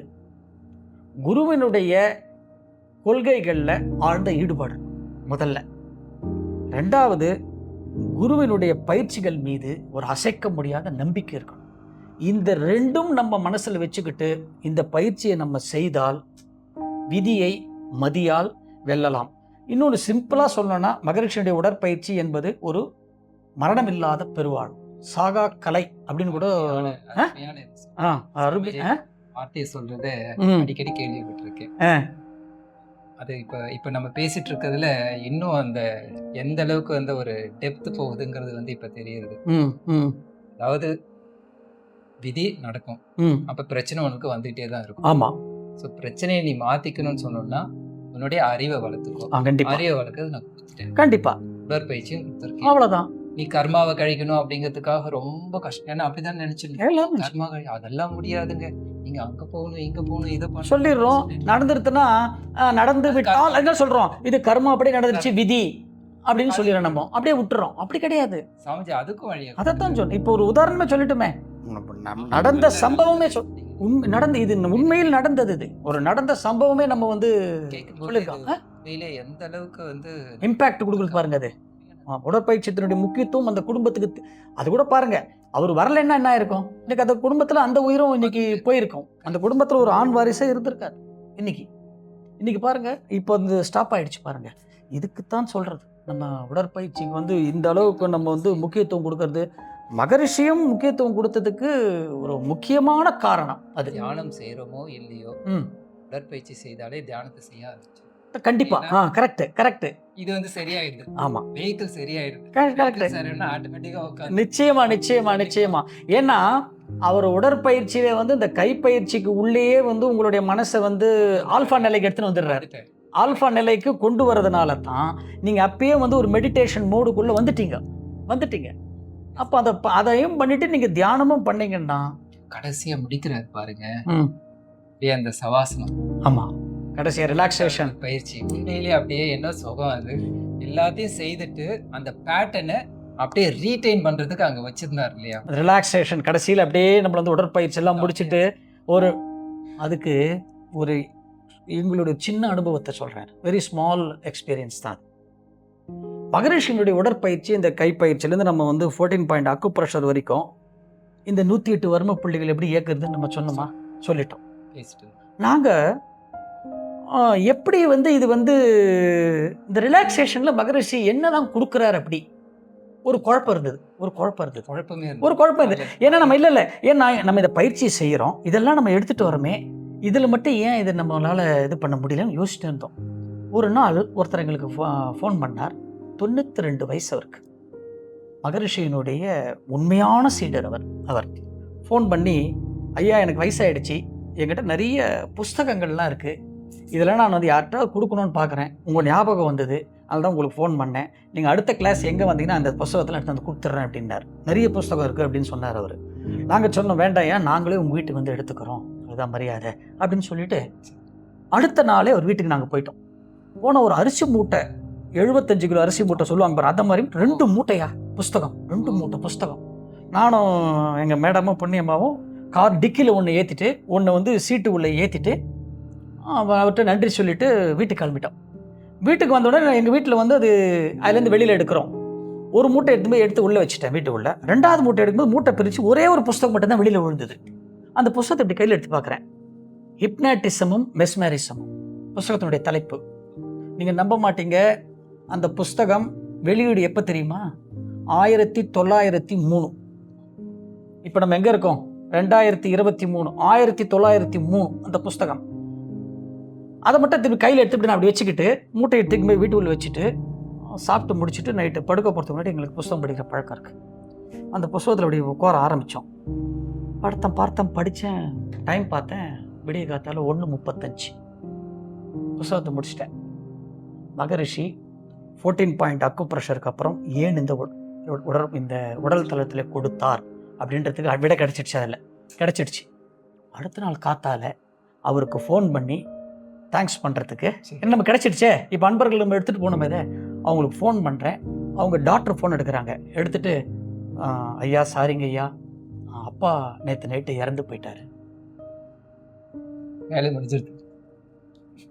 பாருங்க அவருக்கு கொடுக்க வேண்டியது எங்க குடும்பம் அது இது எனக்கு அப்படியே இது சொல்லும் போதே பாருங்க அப்படியே புல்லரிக்காது.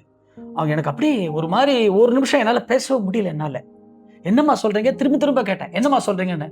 அப்பா நேற்று நைட்டு வந்து இறந்து போயிட்டாருங்கய்யா. என்னம்மா அது சாயங்காலம் நான் உங்கள் வீட்டுக்கு வந்தனேம்மா. ஆமாங்கய்யா, நீங்கள் தான் வந்து புஸ்தகம்லாம் பார்த்துட்டு போனீங்க, பார்த்தேன் எனக்கு தெரியுமே. என்னம்மா அது பேசலான்னு தான்மா அப்பா கிட்ட எனக்கு ஒரு பெரிய விஷயம் கிடச்சிது அப்படின்னு. இல்லையா, அது அவர் அது வந்து உங்ககிட்ட கொடுத்துட்டு ஏதோ ஒரு விஷயத்த சொல்லணும்னு உங்களை கூப்பிட்டு கரெக்டாக கொடுத்துருக்காரு. நீங்களும் சொன்ன உடனே வந்துட்டீங்க நீங்கள். அதே புஸ்தகம் எங்ககிட்ட இருந்ததுன்னா நாங்கள் வந்து ஒரு 10-15 நாள் கழிச்சு எல்லாத்தையும் போய் நான் இடைக்கு தான் போட்டிருப்போம் நாங்கள் அந்த புஸ்தகத்தெல்லாம் நாங்கள். ஆனால் அது அதில் தான் மகரிஷி ஹிப்னாட்டிசத்தையும் மெஸ்மேரிசத்தையும் அதுக்குள்ளே வச்சிருக்கிறார். பியூட்டிஃபுல் உடல் தளர்த்தல் பயிற்சி, ரொம்ப சயின்டிஃபிக்.